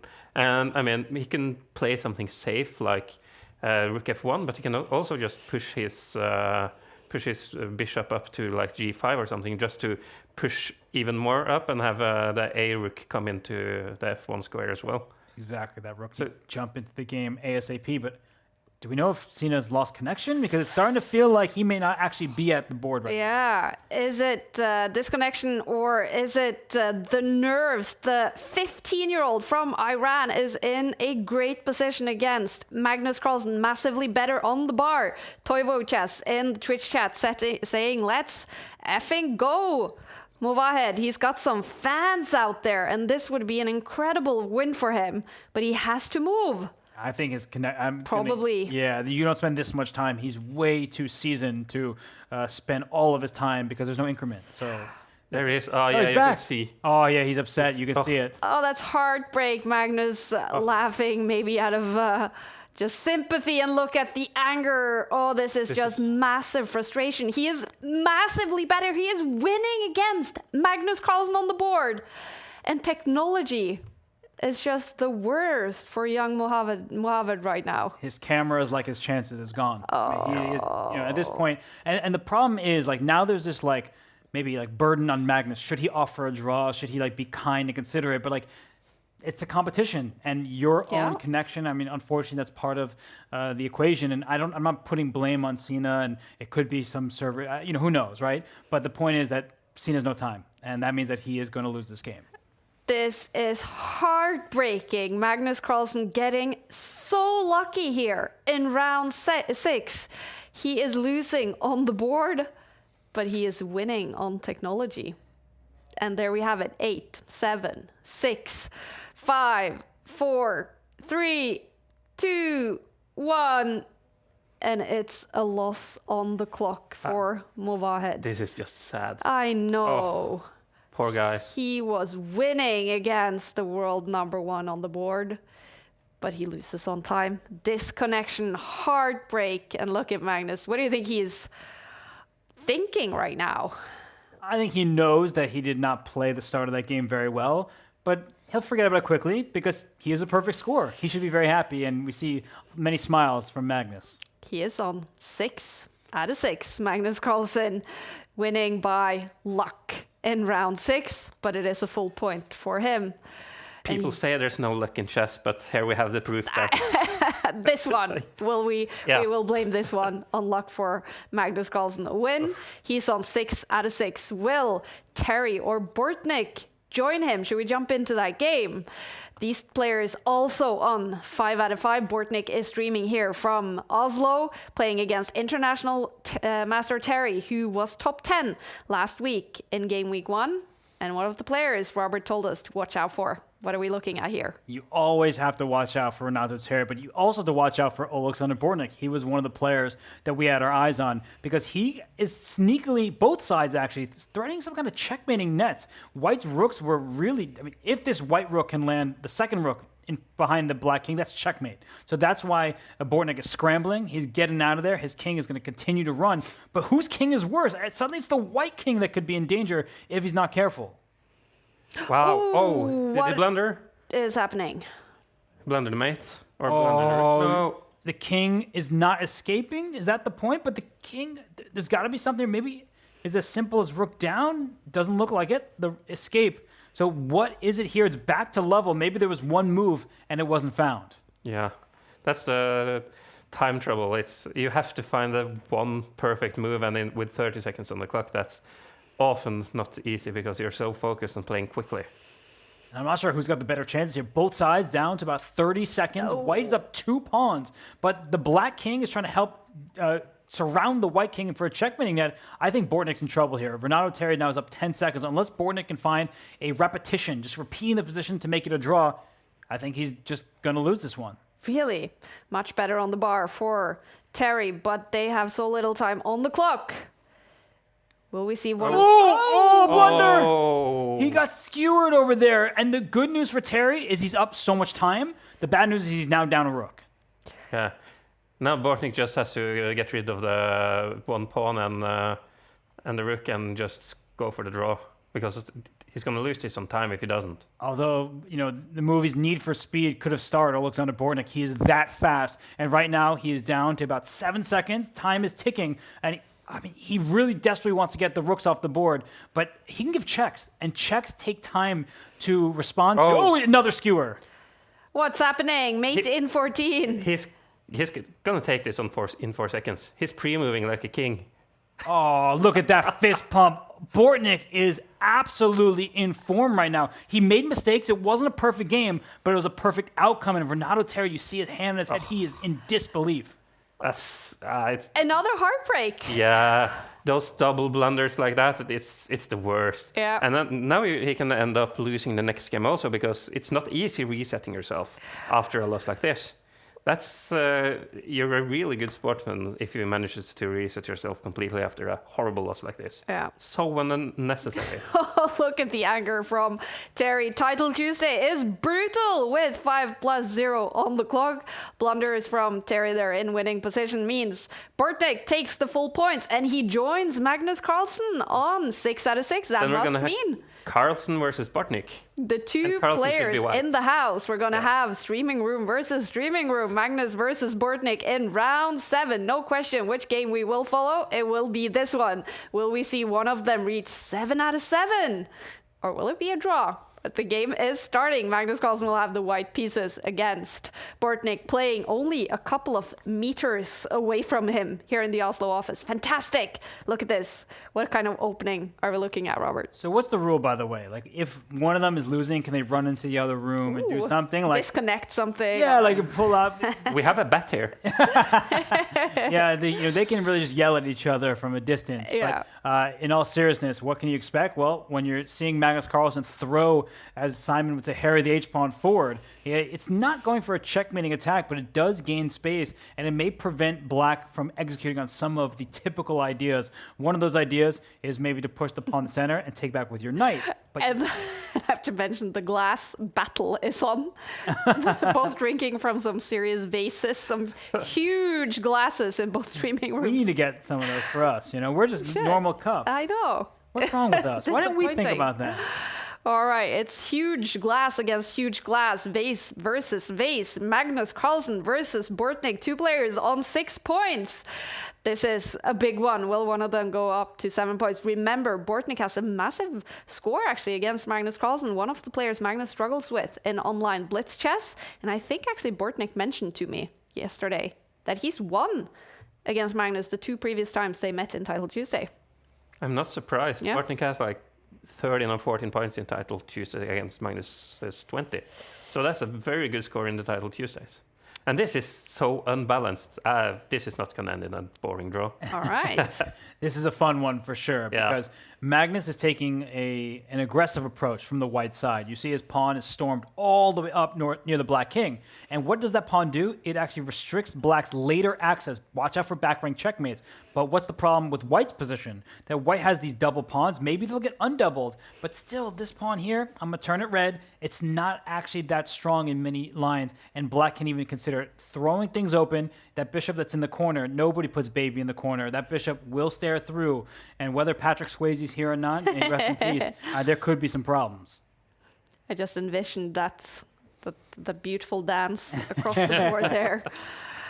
All right, Magnus Carlsen, 3 minutes and 40 seconds on the clock. No increment. He is better on the bar. But anything can happen in this game still. And I love the way that Magnus is playing, because this pawn tension, he says, have this pawn. It's free. You can grab it. But when you take that pawn, you give white control of important central squares. And so that's why Bortnik is finishing his development. And the thing I like most from Sasha, that's Bortnik, his perspective, is that he's doing very well on the clock. Like, you can't be struggling on the board against Magnus and also be down 30 seconds. You actually need to keep the pace to put that pressure back on the world number one. We have two players on 6 out of 6, and they're playing against each other here in Oslo. Magnus against Alexander. But how is Magnus going to get rid of that pesky C pawn that is backwards? He has to have some kind of plan for it. He's not going to, not very easily, which means that the black knight at some moment can actually sink its teeth into that square, and that could become a bit of a nuisance. And this rook for Bortnik doing well, covering the central square here. So both sides are just trying to figure out the right plan, and now Magnus really is up that 25, 30 seconds, and this is what I was saying Bortnik needs to avoid. He is objectively worse. He's got less space. His bishop, it still is in the corner. No matter what I say, it still remains there. But Magnus is now controlling the board and the clock. He's looking confident. Magnus Carlsen up against Bortnik. This is Title Tuesday, Game Week 2 in the autumn split. Remember, everyone fighting for points towards the Champions Chess Tour leaderboard. 6 players will make it through to the Esports World Cup next year. And Magnus has a few points on that list after becoming 5th in Title Tuesday last week. He is really eager to win it this week. It's funny, you know, he doesn't even need to qualify, but he just loves winning. Yeah. And winning is what he does best. And right now here, he's putting pressure and he wants to win this pawn in Black's camp if that Black queen is ever to run away. So, I mean, Bortnik's doing his best. He's just trying to activate his pieces, but you keep seeing the bar slide better and better for White. And the reason why is now there's full reinforcement here in the center. You see these pawns? Well, they may not stay there for long. They can start pressing forward, and Bortnik doesn't have active plans of his own. But it's so interesting because from a pub chess point of view, you would always love to have your pawns connected rather than single islands like Magnus has. Magnus has 3 pawn islands, while Bortnik has them all well connected. So I would think that Black is decent if it hadn't been for the C7 pawn and the H6 pawn. Now, I like what you're saying there, that in terms of the principles of chess, we're often taught that we want fewer pawn islands because, as we're talking, pawns defend each other. They're each other's best friend. But here, look at White's pawns that keep pressing forward, gaining more space. And Black's pieces are clumsy. They're stepping on each other's toes. Out goes the knight, but to where? There's no avenue of attack. I mean, White's king is perfectly safe. Black's king still is boxed in. There could be back rank checkmates. And the worst part of all, Bortnik down to 1 minute, 15 seconds, scratching his head because he has no idea what to do. And even if I could go over there and tell him what to do, I wouldn't know what. His position is very difficult. Yeah, that's so huge the time. And it's also fun when you see artists that work, because when you know the basic principle of arts, you can break the rules. And it's the same with chess. That when you know the principles, you can break them, and then you make beautiful chess games. And also being a principal means you're in control, and he's teaching us all a lesson here as Magnus Carlsen of how to increase your advantage. He is much better. I think that for many of you watching this, you can just see that he now has a protected pass pawn in the center. That is a beauty there. And whoa, he actually decides to get rid of his own pass pawn. The reason why is that the Black king is in danger with or without queens. So even if these queens come off the board, that there's going to be, and there they go, there's back rank issues for the king. Bortnik's king, if it gets checked, it might be mated. Yeah, because he adheres to the Kaiser's rules of chess. If you can play en passant, you should. Is that the rule? I thought it was never play for a draw. yeah, I have several rules of chess. That doesn't always make sense. It's funny because en passant is either illegal or you have to do it. There's no middle ground, right? Yeah. And in this game here, I mean, Bortnik, credit to him, he's actually like fighting quite valiantly, but he is down under a minute. So if you're Magnus here, he wants to win this on the board. You can see that he, is trying to find the correct path forward. Maybe his rook will get in instead of the queen.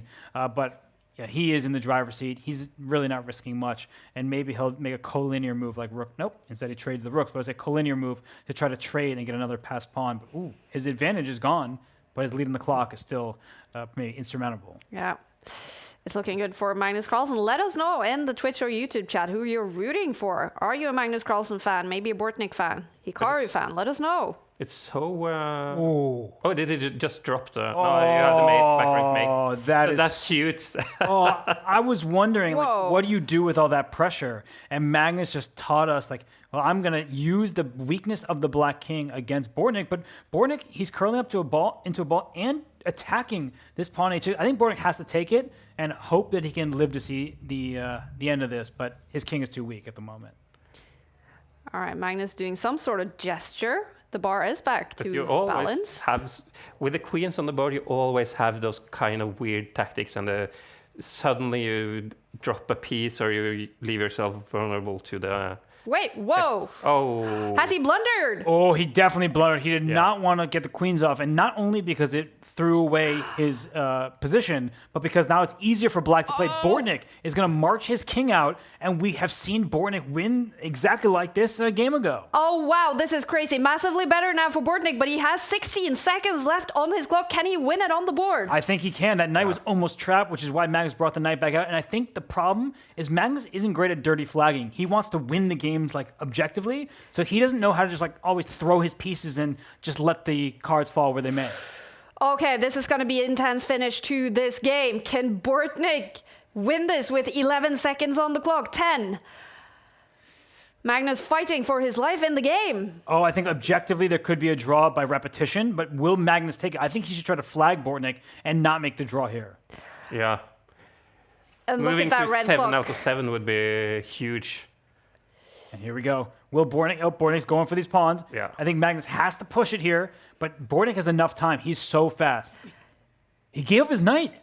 No! Oh, and Magnus is winning again. Yeah, Bortnik gave up his knight because he didn't realize how quickly the knight gets back, and here it's coming this way and stopping the passed pawn.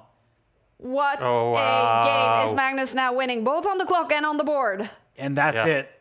Oh my goodness, Bortnik. Just when he had it under control, he did not. And Magnus smiles and wins. Wow, Magnus Carlsen. I don't know if he got lucky there or if it was simple class. He was winning on the board, he was winning on the clock, then he was losing on the board. Eventually, he wins both on the board and on the clock. Heartbreak for Bortnik, who, wow, was getting so close to a win against Magnus Carlsen and 7 out of 7. But it is Magnus Carlsen with his very long glass, which is also almost empty. So Yeah. he's drinking a lot today, and he's on 7 out of 7. How would you describe this game, Robert? Well, that was one where Magnus was in control, and I think at some point he tried to adjust himself to playing for the time. And as I said, he doesn't do well in that regard. He's not great at trying to punish someone strictly on the clock. Other players like Hikaru, they have no qualms about that. They will just win on time and feel 0% bad about it. Oh, and look at Alexander Bortnik. Heartbreak for him. So close to a win against Magnus in 7 out of 7. Instead, it's a loss. But he is still on a good score, 6 out of 7. And we have Alireza Firouzja on 6.5. Meaning we're probably going to see Magnus versus Alireza in the next round. Most likely. Firouzja versus Magnus, yeah. Look at that. Yeah. Alireza Firouzja versus Magnus Carlsen. We are definitely going to follow that game. Two of the top dogs in Title Tuesday. Magnus Carlsen has named Alireza Firouzja one of his fiercest rivals in the online blitz format. And here we have them up against each other. Who's the favorite, Robert? Well, Alireza has the white pieces, and I think I'm going to go with Reza. I think Okay. that Magnus, he was a bit shaky in that game, and I think when it comes down to the time scramble, Alireza happens to be the favorite. And before we dive into the X's and O's here, I want to give a quick shout out because Eric Rosen is near the top of the standings. He's playing against Jan Krzysztof Duda, which means that Rosen himself must have like 6 out of 7, which is a phenomenal showing for him. Fantastic. One of the top streamers as well, Eric Rosen. Yep, there he is on 6 points. Fabiano Caruana also on 6 points. Nakamura also. All right. People are coming back from that hard loss, but Firouzja hasn't played very many bad games today. Magnus's 2 last games has been pretty shaky. So Magnus is on a kind of a shaky place now, but Firouzja is safe. But Firouzja might be tired because he played a classical game of chess today. Imagine. Yeah, he must be really wiped. And I mean, he's focused, he's locked in, and right now it's just a normal looking position. But I definitely can imagine that Alireza, he's probably like, what time is it, by the way, in Samarkand right now? So it's Is it 3 hours before? yeah. So it's 9:30 in the evening. He's been playing chess now for 6-7 hours, and he's towards the top of the standings in Title Tuesday now, fighting against Magnus Carlsen, slightly better on the eval bar. Clock has started to tick for Magnus Carlsen already, under 4 minutes on the clock. This is a big one, a big matchup in round 8. Only this one and 3 more rounds to go. Again, we have a position with these isolated pawns in a Magnus game. And will it still come down to which pawn is weak and which is strong in a position like this?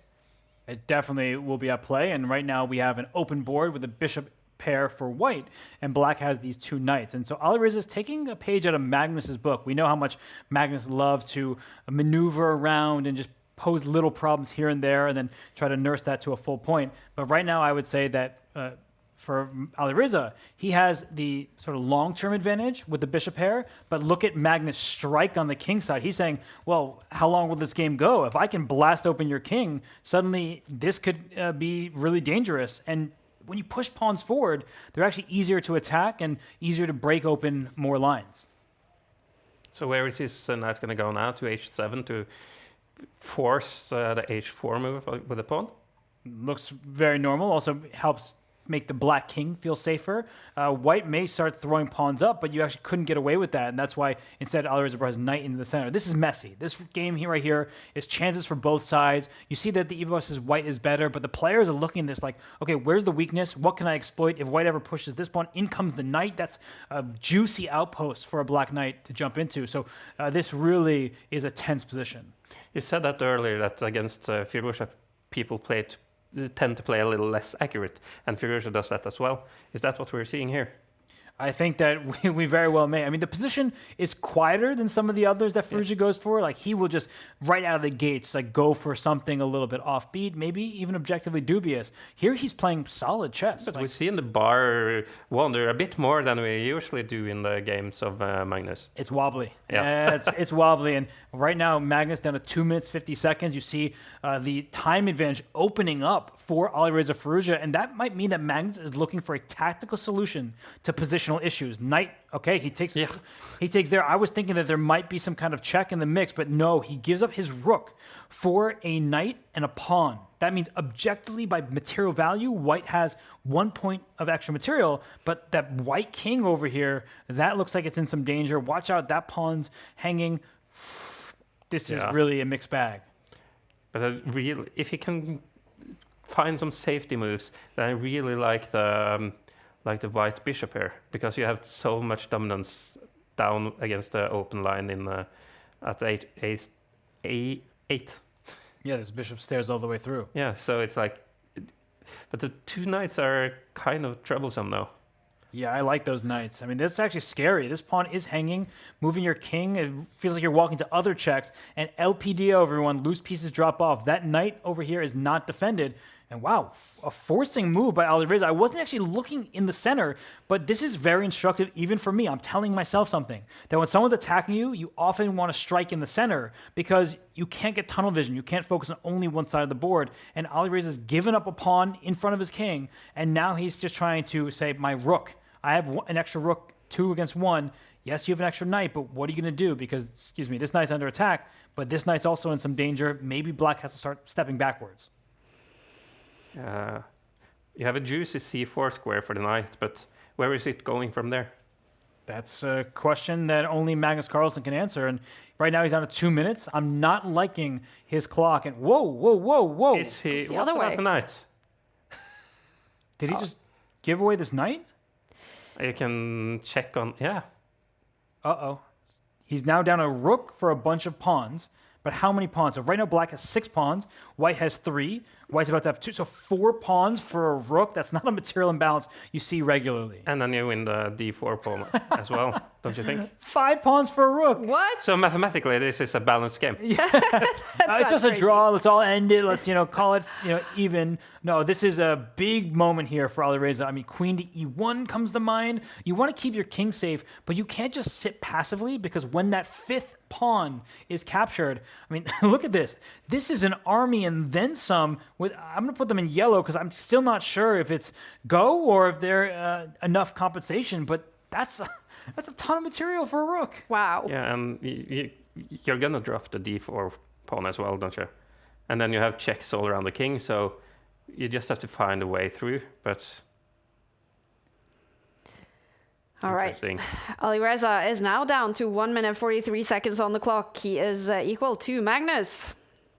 And maybe that's the right continuation of the game, is some kind of repetition where Magnus may have to, I don't want to call it bailing out, it's just objectively the right thing to do, where he may have to just keep making checks. But no, Magnus says, I'm going to bring another piece into the attack. Alireza says, okay, you do that. I'm going to go defend. I'm one move away from defending my king. And now that knight can go back. Yes, d4 may fall at some point, but Alireza's king suddenly doesn't feel like it's in danger. And that suddenly it could be the black king that's in danger when the white rook starts staring down.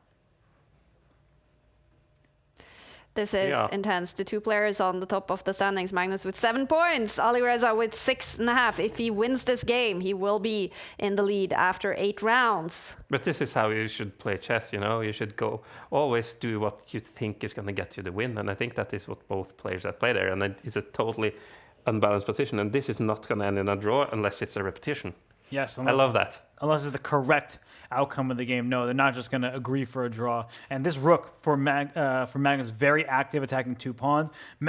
For Alireza, he's holding on barely, everything defended for now, but he doesn't have activity. He also doesn't have time. Suddenly it's Magnus with a 30-second lead as Alireza dips down under a minute.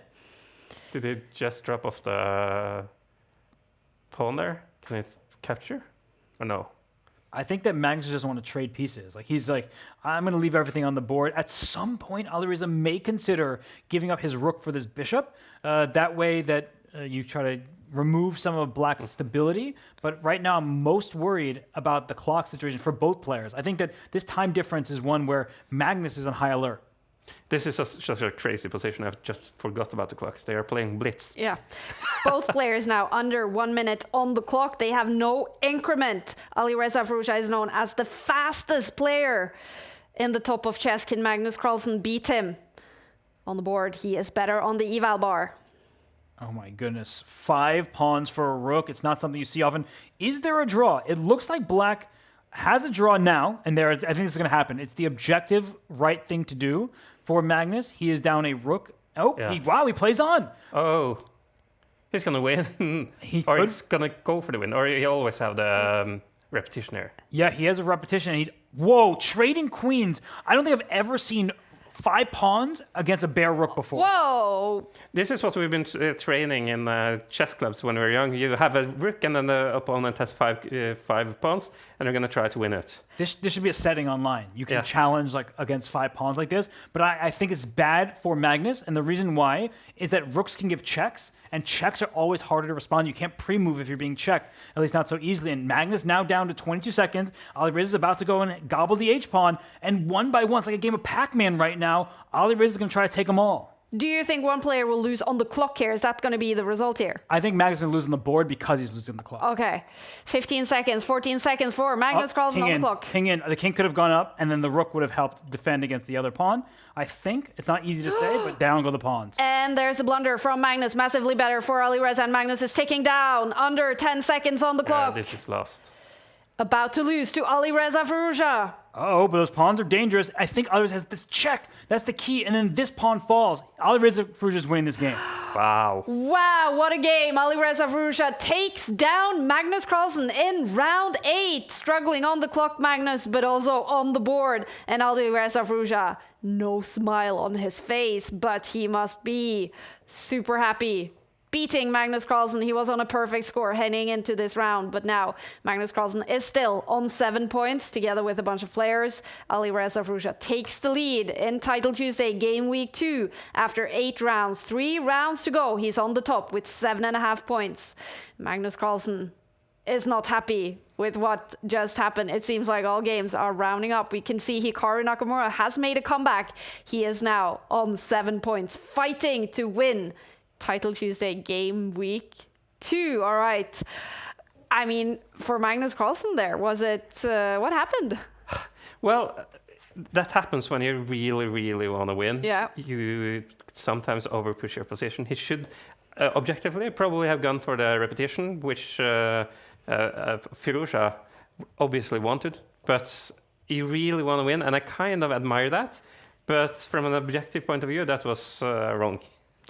Magnus Carlsen is still looking at the board. Does he regret not going for repetition here? Yeah, unfortunately, admiration doesn't necessarily score you the points that you need, and I do respect it. I really do. I always love it when players are fighting to the bitter end, but Alireza is faster. It's something we talked about as soon as the pairings were announced, and he proved it. Like, he was just at a lightning pace, and rooks, they go all over the place. Pawns are slow-moving pieces, and you have to be sure, can I push there, or is it going to be chased down? Really difficult. And in a flagging point of view, you always have the check with the rook, and then you kind of plan to pre-move the pawns or something, but then you have to move the king, and you lose half a second there and half a second there, and suddenly you're out of time. All right, it's a loss for Magnus Carlsen after round 8. 3 rounds to go, you guys, in Title Tuesday Game Week 2. There's a little bit of a break now, but we're going to keep talking. We are loving this. This is the Premier League of chess. Here we go.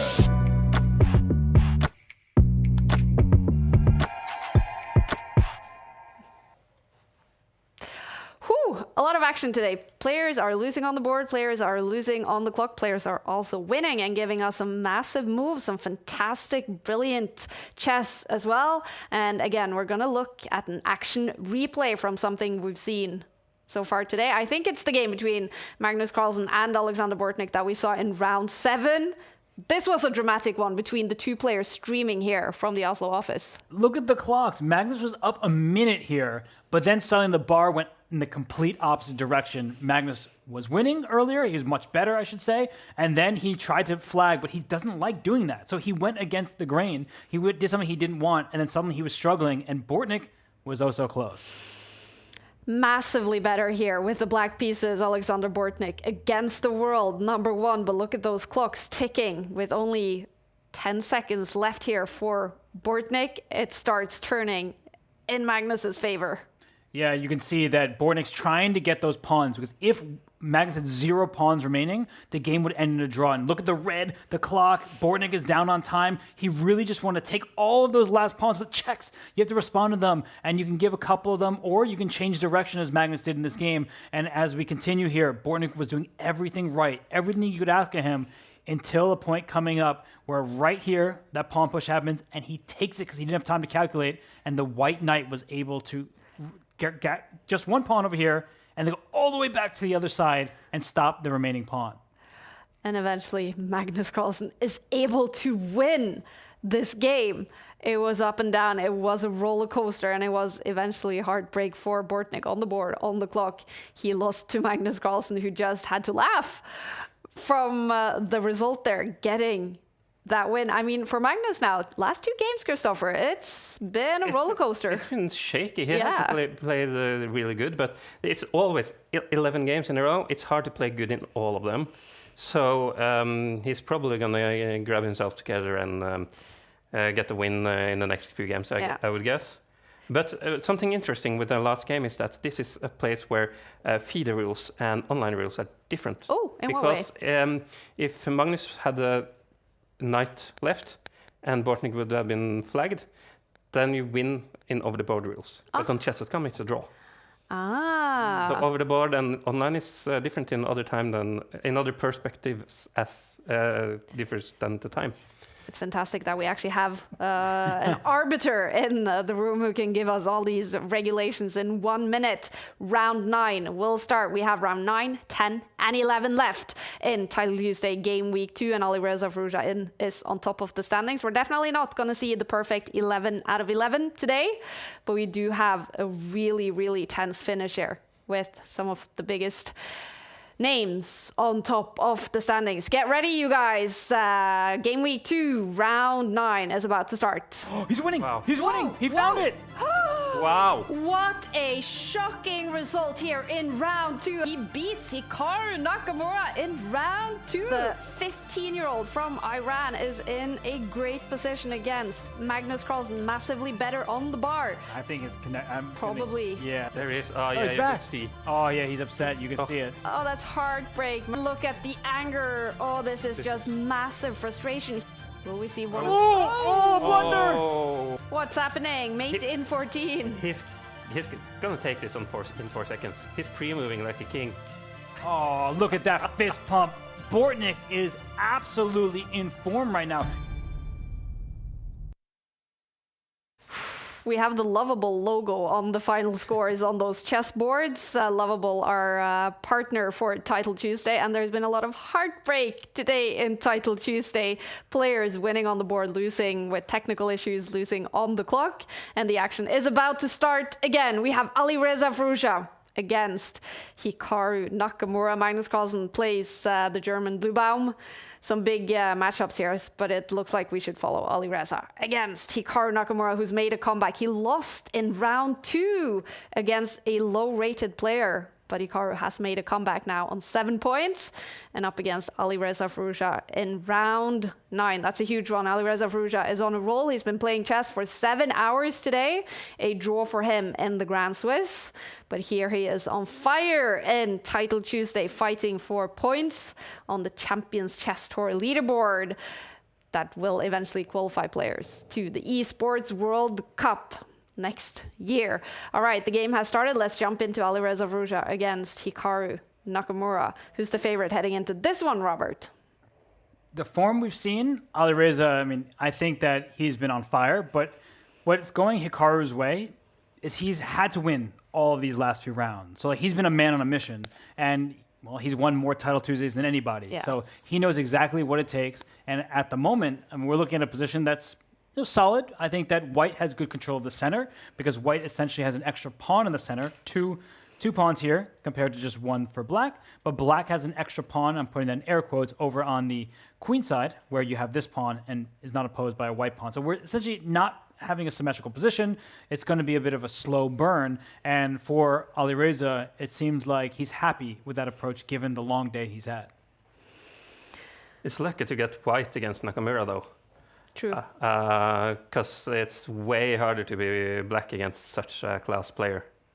It's true. You typically want that first move advantage. In Blitz, it's just chaos, so sometimes it doesn't even matter. But yeah, you do get to dictate the course of the game. And right now, for Alireza, I mean, he's playing well. We see Hikaru bopping his head. He's streaming. He's probably feeling a lot better now than he did after round 2.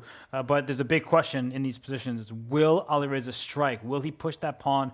You know, E4, best by test, Fischer said. He meant that on move 1, but it might also be best by test in these positions where you gain important space in the center of the board. If it wasn't for the king safety, I would love to play E4 and F4 and just push all my pawns and win. That's what I do at the pub, but I don't know if it's working here, but it looks really tempting. Do it. To just get that massive, massive pawn center. Yeah, I'm rooting for that now for sure. There are all the pawns here. That'll be the 5th white pawn on Alireza's own 4th rank, and you're gaining space by making moves like that. Of course, the downside, you move a pawn, you leave some squares behind. There could be some vulnerability there, and maybe black will say, I'll take one out of your book and strive for an initiative, but I think Alireza can comfortably start pushing pawns. But I would say it's way worse pushing the pawns if black would have had the white squared bishop.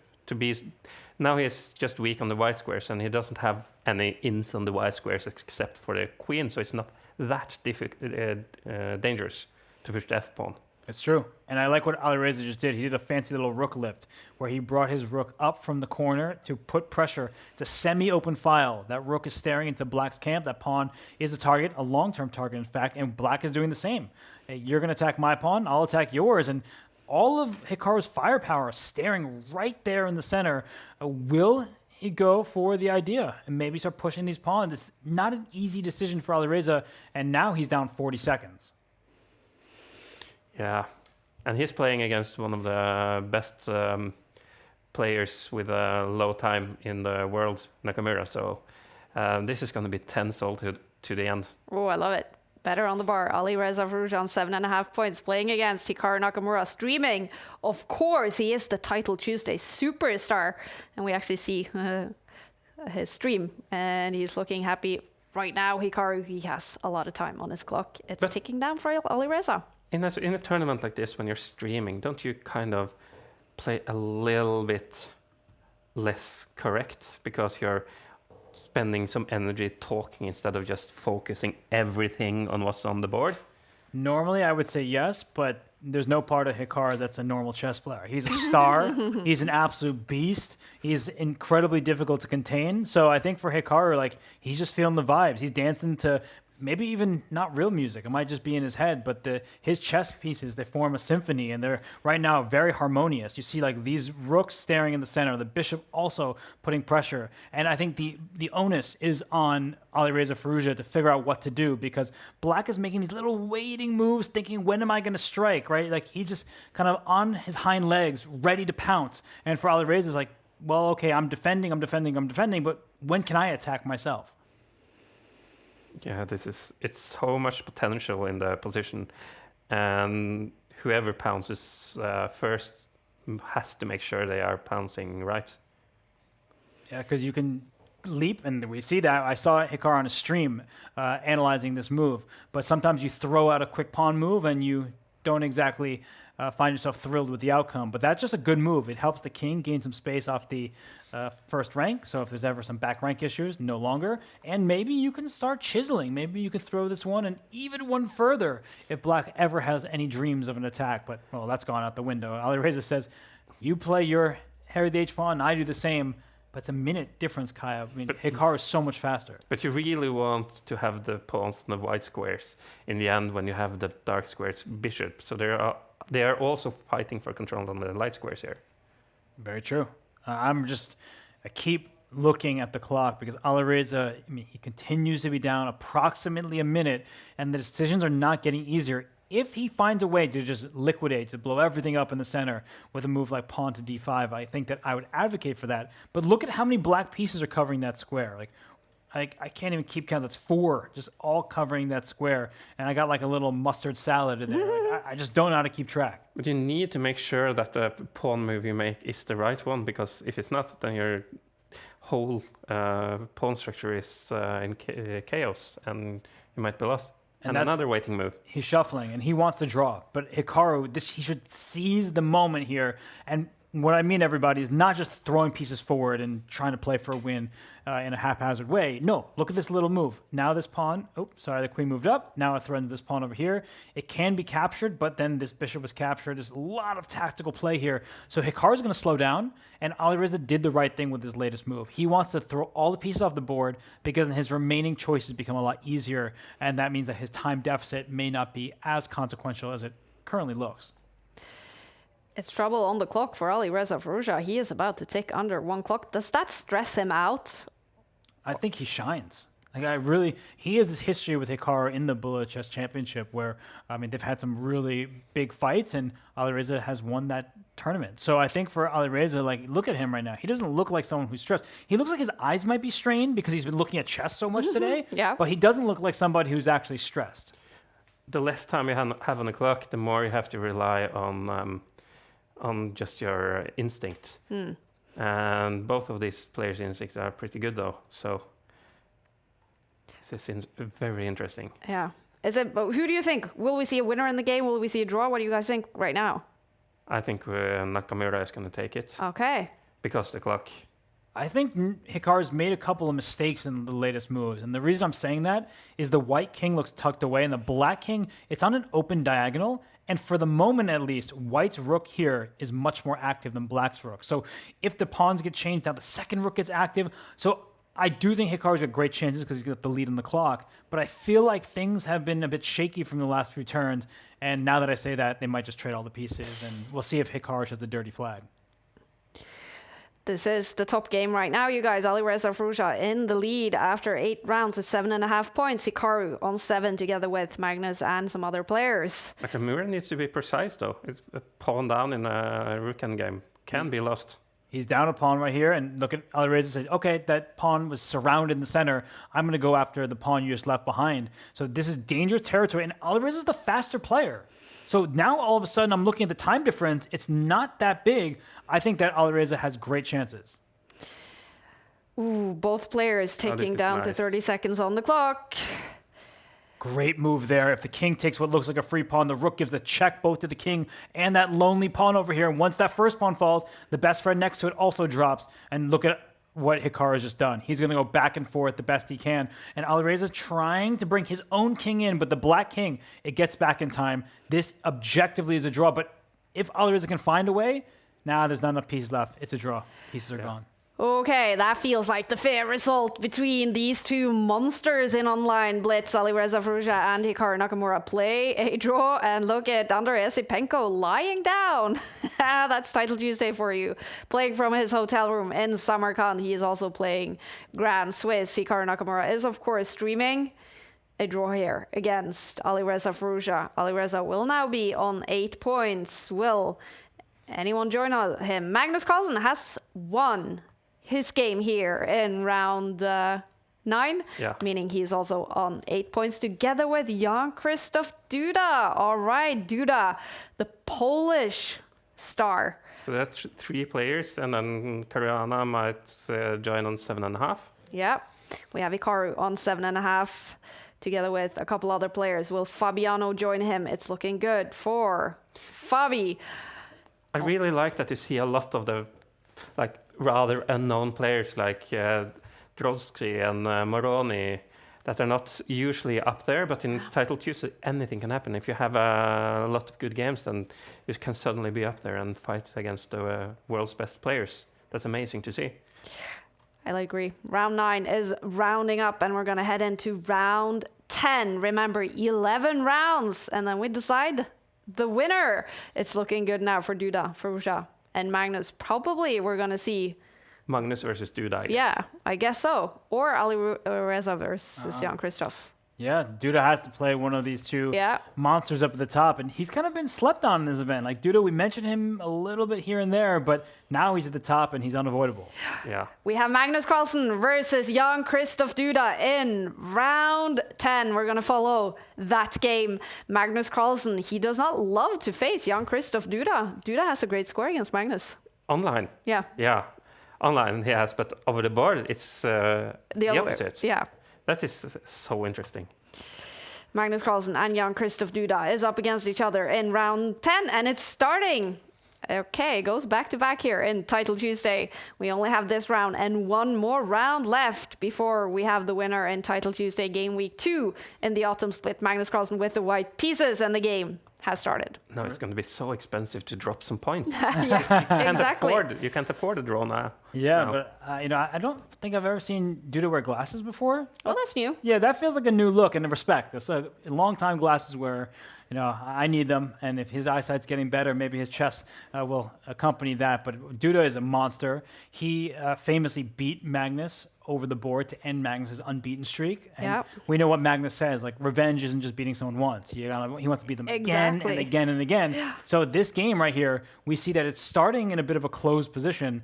Both players have bishops that are trying to stare at the enemy king, but I think they can see that coming, and so that's why we see some regrouping. It's a maneuvering game, and I feel like for Magnus, the key in a position like this is to keep pace on the clock, because he does get a bit more nervous when the time gets lower.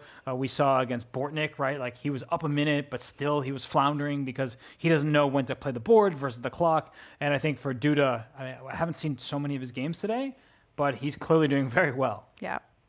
Also a young player that is very good in online blitz formats, and it's looking very good for him also without the increment. 5 minutes on the clock for both players, no increment whatsoever. Duda is on a roll. He beat Liam Le in the last round. So he's a previous world blitz champion, Liam Le, right? So that's not a small time player to beat. Exactly. Not at all. And I feel like I'm looking at a game of Minesweeper in the center here because I don't know like where it's going to detonate right here. All those pawns are staring at each other. I mean, X kind of marks the spot, but it really just causes confusion because it's never easy. Like if you take this pawn for white, then will black say, okay, I'll grab this one with my knight. You need to calculate these positions, and you see that Magnus, he's working hard here, and there are also ideas where when white takes this pawn, the bishop could take the knight, but it's not so bad for black, even though the pawns get doubled. So Magnus, you can see that he's not sweating, but he's working hard, calculating, because he wants to find the correct path forward, and all the bar went to the center. It's saying that black is doing okay. Duda may have played a very nice opening thus far, but there's still a lot of life left here. But neither Duda nor Magnus plays the Grand Swiss are now. So maybe they are a little bit more rested than Firouzja and Magsudo and all the other cans that are playing the Grand Swiss. It's funny because sometimes you're more rested, other times you're out of practice. I never know what people think about these things, but right now I think we are seeing a bunch of trades in the center, and if this pawn captures, the rook can capture back, and all these pieces are coming off. White, ooh! Now that's a clever move. Bishop moves out here, pinning the knight. Typically this move would be the intermezzo. It's giving a check to the white king. But after this check, the queen sacrifices itself to protect the bishop. And I see that this bishop can take it, but then the white bishop takes the black queen, and it's pandemonium. It's so cute. Yeah, I like it. It's cute. That's not the word I thought about, but it's cute. I like it. Definitely. And what a way to develop your last piece. Yeah, with a bang, right? And so the knight goes back, does Duda's piece. He's saying, I'll just reinforce this center. And that was a great decision. And the reason why I like it so much is it didn't take him that much time. And he could have sat calculating for another 30 seconds, another minute about this move, which ultimately didn't work. And I'm not saying always trust Magnus. He's the best player in the world. That's not a question of his strength. But you have to play the board. You cannot play the opponent. And I think Duda did the right thing. He just calculated quickly. He found a nice defensive retreating move to reinforce this knight on e5. And we're just getting more trades then. That's typical when you're in a decent shape. You find the moves you want to play rather quickly, and then you just do it and just go with your gut. And that's so important in Blitz when you only have five minutes. And Magnus spent 1 minute on this move. Yeah, look at this huge lead on the clock for Duda. I mean, if you're wow, okay. The queen comes out to put another attacker on this knight, which is pinned, which can give a discovery, but then the queen sacrifices itself. So there are so many tactics. And F7. Oh, it's juicy. Yeah, you see that? This pawn here is also under attack. Like, oh my goodness, there's so much to calculate. But I don't even know if this is under attack, because then black will sacrifice the queen for 3 minor pieces, and it's real chaotic. And Duda's time, it's ticking because he knows that this is a critical moment. Ticking down to 2 minutes and 30 seconds. Alireza Firouzja is the third player on 8 points, and he is right now playing against Rasmus Wanne. He is much better with the black pieces, Alireza Firouzja, meaning you really want to win this game. Both Magnus and Duda wants to get the full point. They need to keep pace, especially, I mean, Duda hasn't played Alireza, so that would be the last round pairing if they're both able to score a win. And queen over, it's saying, let's trade those things off the board. And if white makes the mistake of trading, the black knight would have saved itself. So now we've traded. White is up a pawn, but black is having great play. And I want to note, everyone, that this pawn over here, that's a target. If that rook leaves the starting square, that flank pawn will be captured, and flank pawns are very dangerous in endgames, everyone. When there are many pieces on the board, you want that extra pawn in the center, but when pieces get traded, you often want the flank pawn to distract the enemy forces. The far pawn wins the game, as we say in Norwegian. I like it. Yeah. No, it usually does, except right now, Magnus is probably like, well, yeah, I have an extra pawn, so is your far pawn going to be good enough, or is my central one going to do the trick? It's a really difficult position to evaluate, and that's where the bar is right down the middle. Yeah. And just a correction, it is Fredrik Svanne that Alireza is playing, not his brother Rasmus Svanne. Still massively better on the bar, Alireza Firouzja with the black pieces. Magnus and Duda fighting for a win in this game. Right now, the bar is saying this is a draw. But Magnus's body language says, uh-oh. He kind of put his hand out, and the bar, it swung in Duda's favor. He has the pair of bishops, and there is a weakness, a static weakness that's not going anywhere, and this other bishop slicing across the board. Oh! You got to be very careful. That knight was hanging, and now Magnus's pawn structure is ruined. And when Duda still have the bishop, which when a couple of more pawns drop off the board, it's going to be better. Yes, this is a static weakness, and you see Magnus trying to trade off some pawns because then he can push his pawns into dark squares, and that way the pawns can't be attacked. But his pawns are a little bit weaker. Rook slides over, does Duda's rook. There could be some problems here. I mean, Duda's doing all the right things, especially considering both players are about to hit that time trouble stage. Yeah. Oh. Apparently a mistake by Magnus. Oh, but a mistake right back by Duda.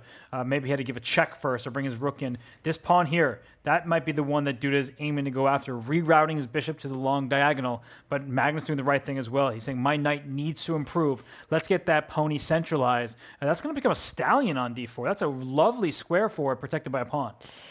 Less than a minute for Duda. Now Magnus also ticking under the minute on the clock. Tense game. Magnus doesn't manage to put his pawns on dark squares. Oh, is that rook trapped? No way. No, he gets out just in time with this move. Or does he? You can get some weird position where maybe you barely get that rook out. But I'm looking at the clock right now. Duda is down almost 15 seconds. He's also down a pawn. Is Magnus going to try to flag this time, or... But this is natural flagging because he's better. Yeah. Like he can just make the good moves and press. The other was like, let me just try to kind of play bogus chess. This is just make good moves, slowly make progress, maybe push a pawn here. Maybe think about, does your knight need to redeploy somewhere? Eventually the knight could try to get in, so once you unpin it. So I think Magnus is doing the right thing, but Duda is very fast himself. Alireza is suddenly struggling in his game. The other player on 8 points. What will happen here? Will we see flagging between Magnus and Duda? So little time on the clock now. I think we will. This objectively, what we are seeing with the bishop is giving itself up for a pawn, that is equal. That's a theoretical draw, but not when you're down to your final 10 seconds. And here the clock goes red for Jan Christoph Duda. 7, 6, 5. Will he be flagged? Will Magnus Carlsen take the full point on the clock? So hard to defend this. Oh, there must be some lagging here. Yeah, the moves are coming in. It's a rook and knight versus rook situation, and it looks like Duda's doing his best, but he doesn't have time. He should have around 10 seconds left on the clock. I'm also paying attention in the take app. And he's doing everything right, objectively speaking.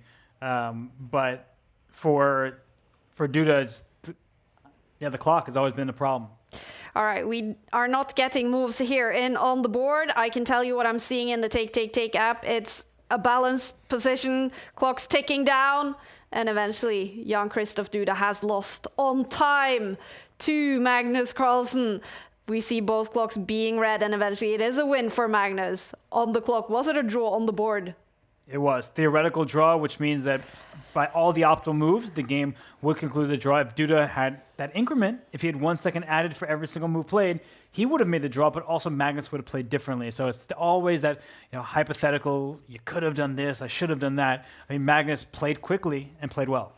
And it looks like Alireza has also won his game, meaning we have 2 players on 9 points. Both Magnus smiling in his streaming room. He's playing some really good chess today, but it's also been a lot of nerves. Trouble on the clock, winning a big game here against Jan Christoph Duda. And look at that, Alireza did get his win against Fredrik Svane. Oh, look at that! We have Magnus Hikaru in round 11. The final round is coming up, you guys, and it's going to be the big guns. Magnus Carlsen takes on Hikaru Nakamura to win Title Tuesday, Game Week 2. Hikaru Nakamura on 8 points heading into this round. And we do have 2 players, Magnus and Alireza, on 9 points. Alireza will play the second streamer here in Oslo, Alexander Bortnik. 2 fantastic games, but we will, of course, follow Magnus versus his big online rival, Hikaru Nakamura, the 2 players highest ranked in the world. World number 1 Magnus against world number 2 Hikaru Nakamura, who do you hold as a favorite, Robert? I think Magnus, the way he's been playing, I think he has renewed confidence after that game. And we could see both players are streaming their thoughts. So, you should listen to them. And they always post their videos as well. But right now we have a calm setup from Magnus. And you know what he's doing? Is that Hikaru needs to beat Magnus to win the tournament.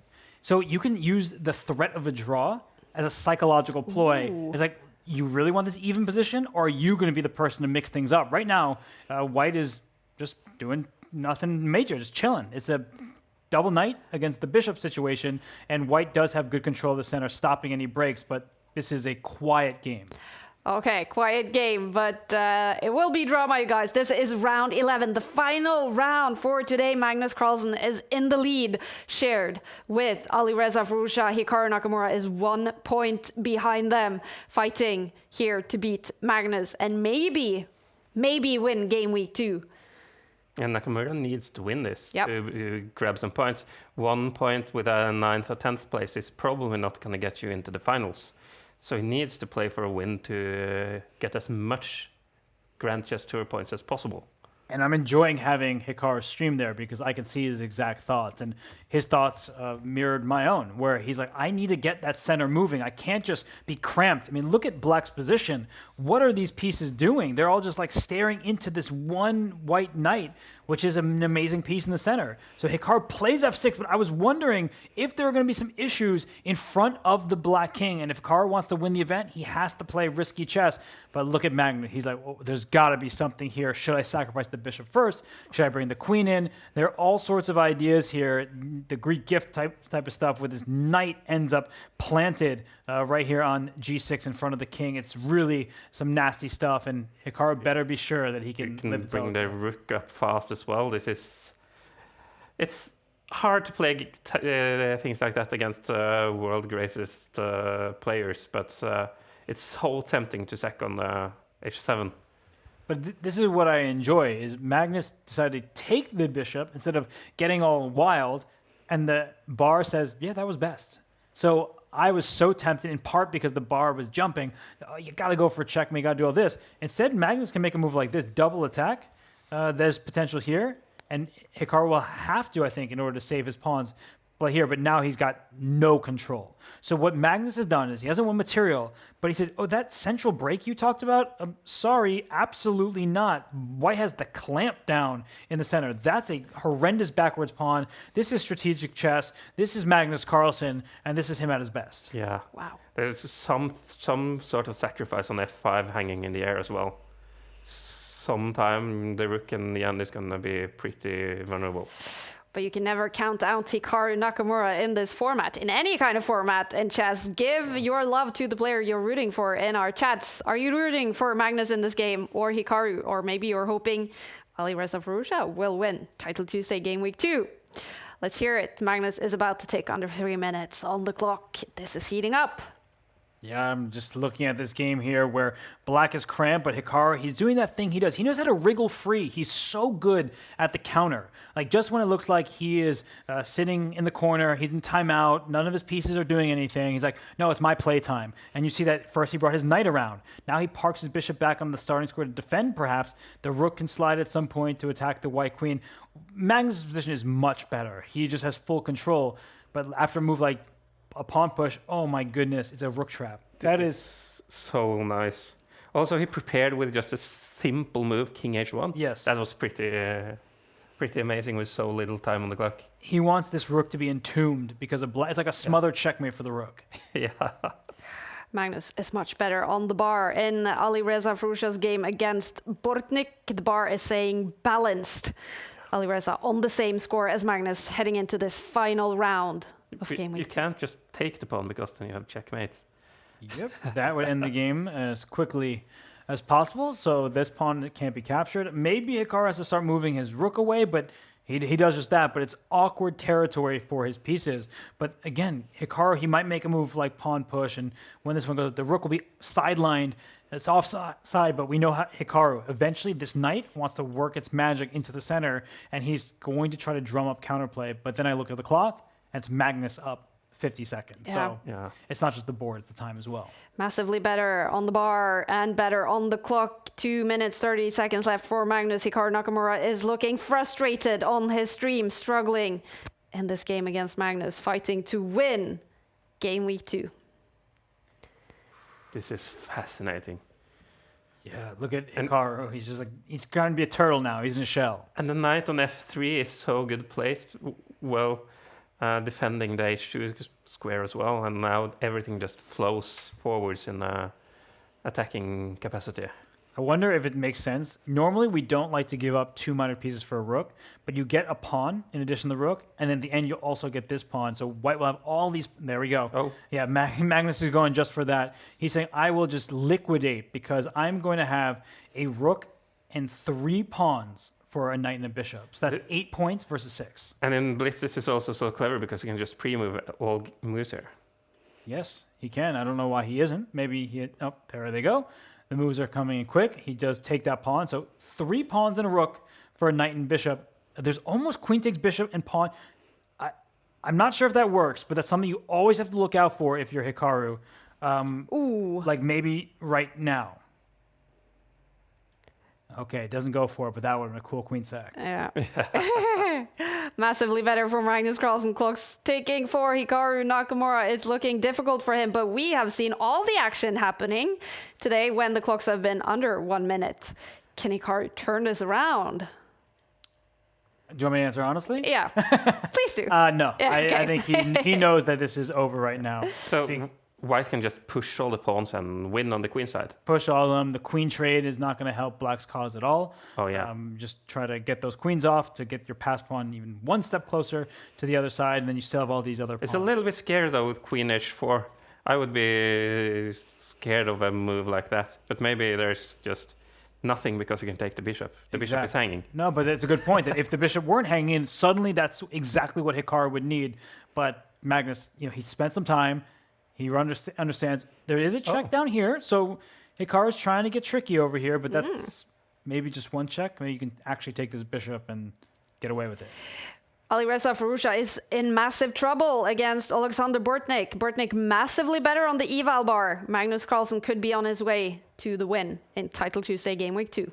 Wow, that's great news for Magnus because even if he draws this game, that means that Bortnik beats Alireza, then he still will take first place. Yep. I mean, these players are focused on their own game. They don't have enough time to stare at the other contests. But for Magnus, that's obviously good news. And for Hikaru, he always had to win this game, and now he is half the time of his opponent and kind of like half the pieces. Magnus really playing some good chess today. He's been focused, has been in control most of the time. There's also been some drama for Magnus. But you kind of saw him find his form later, which is really good. If he can, there he goes. We have it. Magnus Carlsen takes the win against his biggest rival, Hikaru Nakamura. That takes Magnus to the top of the standings. After those 11 rounds, he is on 10 points, a massive, massive score. What will happen in this one? If Alireza wins, then it's a fight for first place between them. But what are we looking at, Robert? I think we're looking at destruction, that Alireza's king is out in the open. Wow! Oh my goodness, Bortnik sacks the rook because checkmate is next. That's unstoppable. That's forced, and that's game over. That is also cute. I like the word cute. Oh, look at the celebration from Alexander Bortnik in the Dave Cave here in Oslo. He wins against superstar Alireza Firouzja. Great, great win for Alexander Bortnik, taking him to 9 points. These are the two players sitting in the streaming rooms next to each other, finishing in style, and Magnus Carlsen wins Title Tuesday Game Week 2. And Bortnik finishes in second place with 9 points. Still some games finishing up, but it looks like he's actually going to take second place when tiebreaks have been decided. Wow, and he earned it by beating Firouzja, who was tied with Magnus for first place. I mean, what an ending, too. Sacking the rook for mate. Can you believe it? The two players here in the streaming rooms take the 2 first spots in Title Tuesday. It must be luck. You guys, top players, come here to Oslo, stream from here. It's probably a good idea. Magnus looks so happy taking the win in Title Tuesday Game Week 2. he wants to show off in this format now with the new time control of 5+0. How impressed have you been with Magnus today, Robert? You know, I'm really impressed because there were certain rounds where I felt like he wasn't at his best, including against the person streaming the next door over. And I think Magnus just shook his hand. I think that's what just happened to Date Cave. Isn't that fantastic? Alexander Bortnik shaking the hand of Magnus Carlsen, first and second place, and celebrations from Alexander Bortnik. The Ukrainian Grandmaster takes second place in Title Tuesday, and Magnus Carlsen, huge smile on his face. What do you think about Magnus today, Christopher? That was impressive. Even when he's playing quite shaky, he managed to squeeze out a lot of wins, which is very good. And then the lucky disconnect win, of course. But this was very good from both Magnus and Bortnik, I think. Fantastic. And I love seeing their reaction. This actually means something. Both of them just so happy. And the score that Magnus finishes on, 10 out of 11. I mean, 11 out of 11 happens sometimes in Title Tuesday, but extremely rare.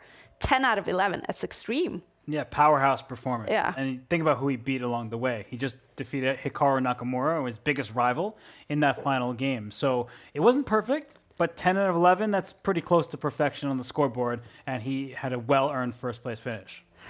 Amazing stuff. We're going to try to get both of these players into the studio to talk to them. It's so cool to see how happy they are.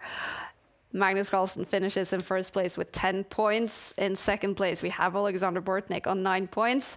The same as Alireza Fruja, also 9 points. Remember, Alireza also played in the Grand Swiss today. He's been playing chess for almost 8 hours, and he finishes in third place with 9 points.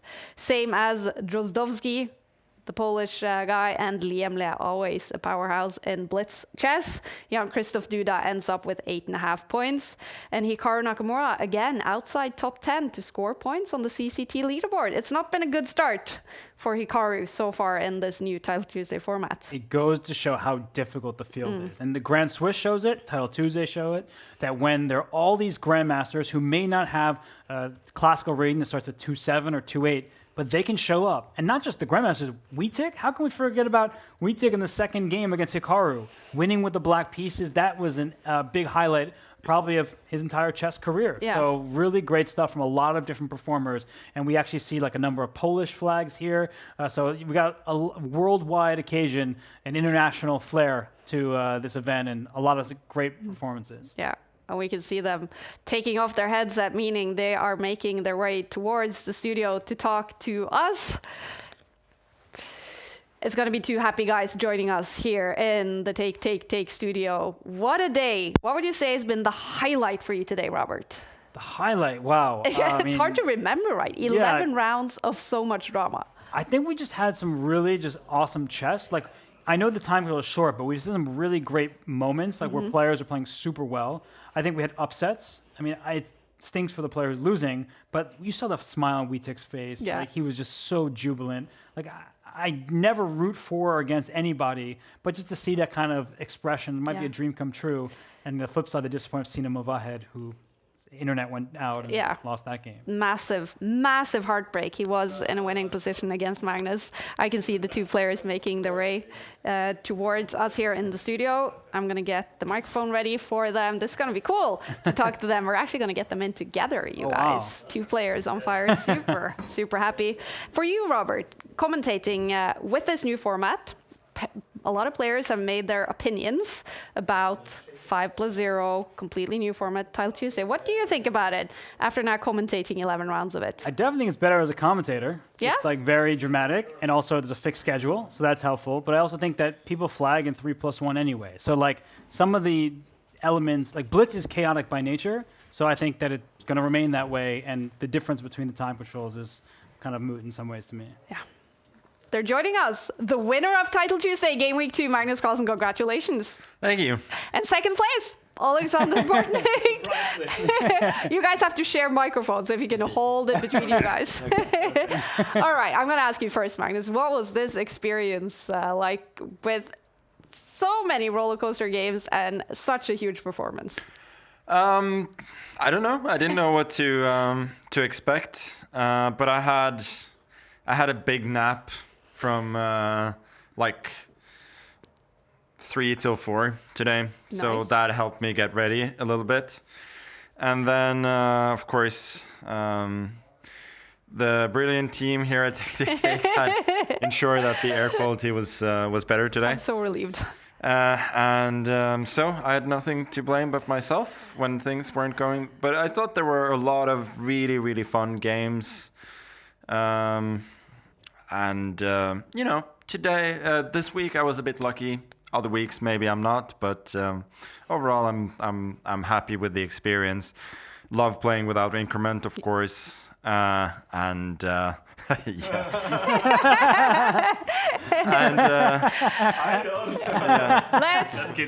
Let's talk about the game. We have replay of the game between the two of you, the final sort of moments here. I mean, if you keep the microphone in between you guys, just take us through what's happening here from both of your perspectives. I think Magnus just was outplaying me during the game until the moment when he just blundered. I don't know, pawn on h6 probably. Or first I blundered, but this always happens if the game goes long enough. Then I blunder the pawn on h6. And then I blundered. And here, by the way, like knight d3. I wanted to play knight d3, but you could take on f6. Yeah, I could take on f6. That's what I was stuck in actually in there. I was sure I can take. But now it's very hard not to get flagged. Yeah, so I tried to actually escape already. I understand I can't win no time. So I tried to take one of pawns with my knight, sacrifice the knight, and probably I could actually survive if I push g pawn first. Yeah. G3 and then a. I had like 5.5 on my clock, but if I had get some lucky to trade last pawn to maybe a draw, but... What are you playing for at this point, Magnus? Are you playing for the win on the clock? Not here. I think... No, I think like right before that, it's pretty much like, I was worried a little bit at some point, but after that, it's pretty much a free roll. Like, I'm obviously losing on the board, but I'm not the kind of losing where it's going to be decided. So like really, if I do something crazy, maybe he can win the game. But realistically, what he can hope for is to trade all the pawns and make a draw. But I think that's part of the game, right? What we have now, it's with no increment, it's really cutthroat. So yeah, I mean, he did a great job defending a difficult position and outplaying me, which he does incredibly well with little time. But then when it comes to flagging, like it's sometimes you just don't have enough time. What does a win like that feel like? You know, it feels good. What can I say? I think in such a tournament you will inevitably get games that are not so smooth, not so easy when you play the best blitz players in the world. So you try and use every trick you have, and you know, embrace the chaos. Yeah. And Alexander, on the other hand, what is it like to lose a game like that, especially when you get quite close against the best player in the world? That's very upset. Yeah. I was starting tilted immediately. Not that hard as I'm usually doing my streams. I know here need to be a little bit more chill. But yeah, I was tilted. I was thinking next round actually about the previous game. How could I escape? So I lost 2 in a row after that. But hopefully, you know, just 1-3 rest and finish second, which I very surprised actually. I have highest tie break. Usually it's opposite of that. And congratulations, Magnus, by the way, who's won. And I'm happy with my result. Yeah. You score some big points here on the CCT leaderboards. You know, it's all about qualifying for Esports World Cup. So for you, Alexander, Title Tuesday and Champions Chess Tour and qualification for Esports World Cup, how important and how much emphasis will you put on that? Oh, it's very important. I never actually skip any of Title Tuesday during the year. I just try to play all of them. Now we have less of them, but more important, I think. And so I will try to, you know, manage my time is better during the game and clock and try not to flag. And I'm so excited just to play. So we'll see. Yeah, I'm so glad to hear it. Now, I heard rumors that you guys also played some Mario Kart. Did you have time before it started?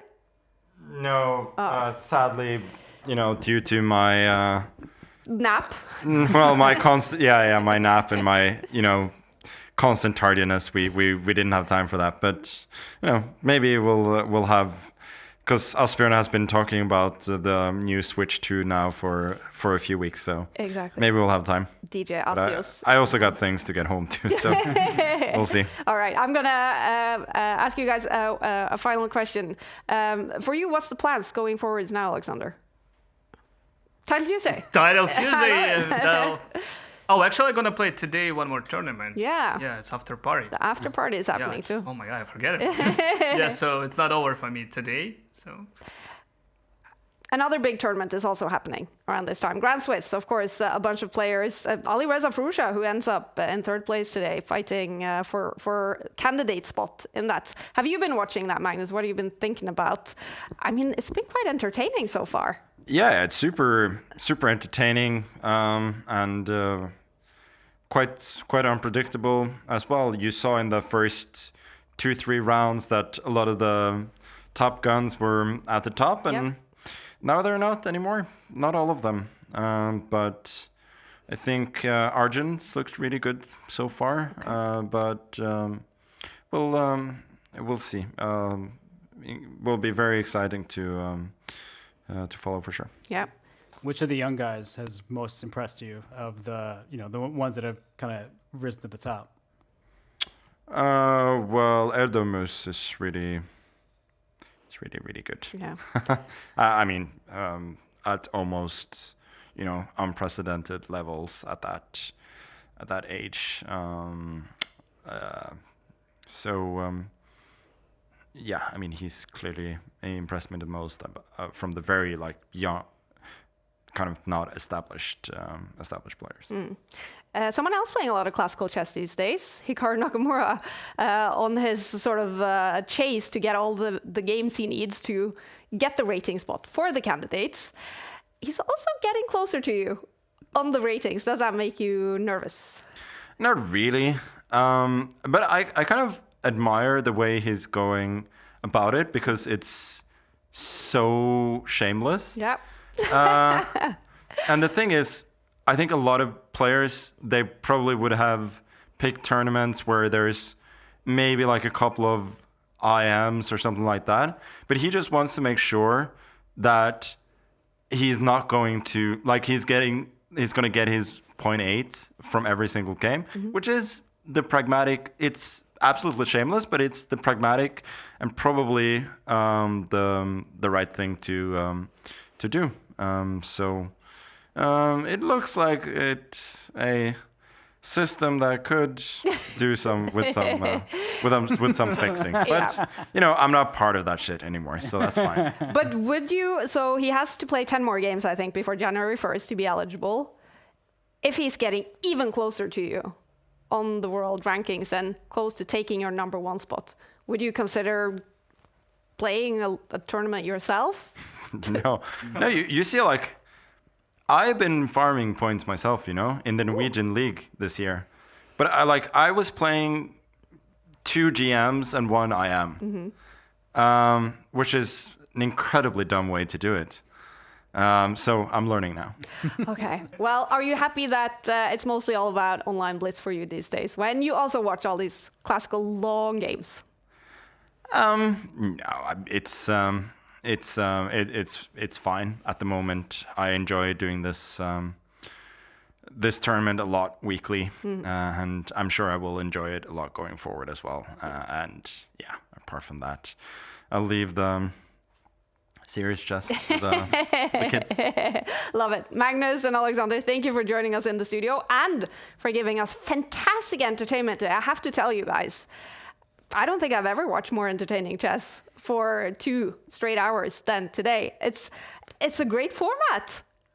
No, thank you. It really. Thank you. It's really cutthroat, but it's supposed to be that way. Exactly. You guys, thank you for joining us in the studio. I'll take this out of your hands, and for giving us the entertainment today. I'll let you guys get out and do some resting. He's got another tournament to play. He has another tournament to play, that's true. The after party is happening. Oh, I love that. How cool is that? We have number 1 and number 2 in Title Tuesday Game Week 2 in a tournament with hundreds of players. Both of them are here. What are the odds? Yeah, it makes me wonder, should I, next time you ask him to commentate, should I go play just from over there? Will that help my chess? Exactly. I mean, maybe it would, but also it's funny because if Sasha was going to get second place to anyone, Magnus is the best person to get second place to because Magnus already qualified for the EWC. And so if Magnus takes points from everybody else, that gives Sasha the best chances to qualify on his own. Yeah, but you could see his celebrations as well, right? Even after that final game, winning against Alireza Fruja, he was just celebrating intensely when he realized it's second place for him. Yeah, no, huge performance. And especially going into that last round, you know that Magnus and Alireza are ahead of you, Hikaru's in the mix, and you have to beat Alireza with the black pieces. Nobody is saying I'm doing that on demand. So for him to be able to score that victory and get second place, the cash prize, the points, it's a great day for him. Cash prize is, of course, also a thing here in Title Tuesday, but it's mostly about those points towards the Champions Chess Tour leaderboards. And these are the standings after Game Week 2. We now have Magnus Carlsen on 13 points. The winner every week gets 10 points, so still Alexei Sarana on those 10 points. And Alireza Fruja there on 5 points. Remember, 13 game weeks in each of the 3 splits. Your top 8 results from each split counts toward the leaderboard.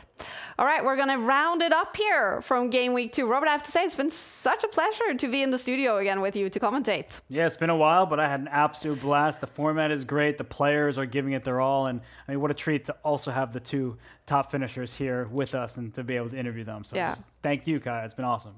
Likewise. All right, you guys, that was Game Week 2 in the autumn split. Remember, Game Week 3 is happening in 1 week exactly. Every single week, the top players in the world will play Title Tuesday, fighting for Tuesday glory, but also for a spot in the Esports World Cup. Fantastic entertainment today. Let's hope we get more of that. Thank you so much to all of you for watching from wherever you are, and we'll see you again in a week. Bye. He's winning. Wow. He's winning. He found it. Wow. What a shocking result here in round 2. He beats Hikaru Nakamura in round 2. There he is. Oh, yeah, he's you back. can see. Oh, yeah, he's upset. You can see it. Oh, that's heartbreak. Will we see more? Oh, blunder. Oh. Bortnik is absolutely in form right now. Wait, whoa. Oh. Has he blundered? Oh, he definitely blundered. He did not want to get the queens off. He gave up his knight. No. Oh, and Magnus is winning again. Yep. What a game. Is Magnus now winning both on the clock and on the board?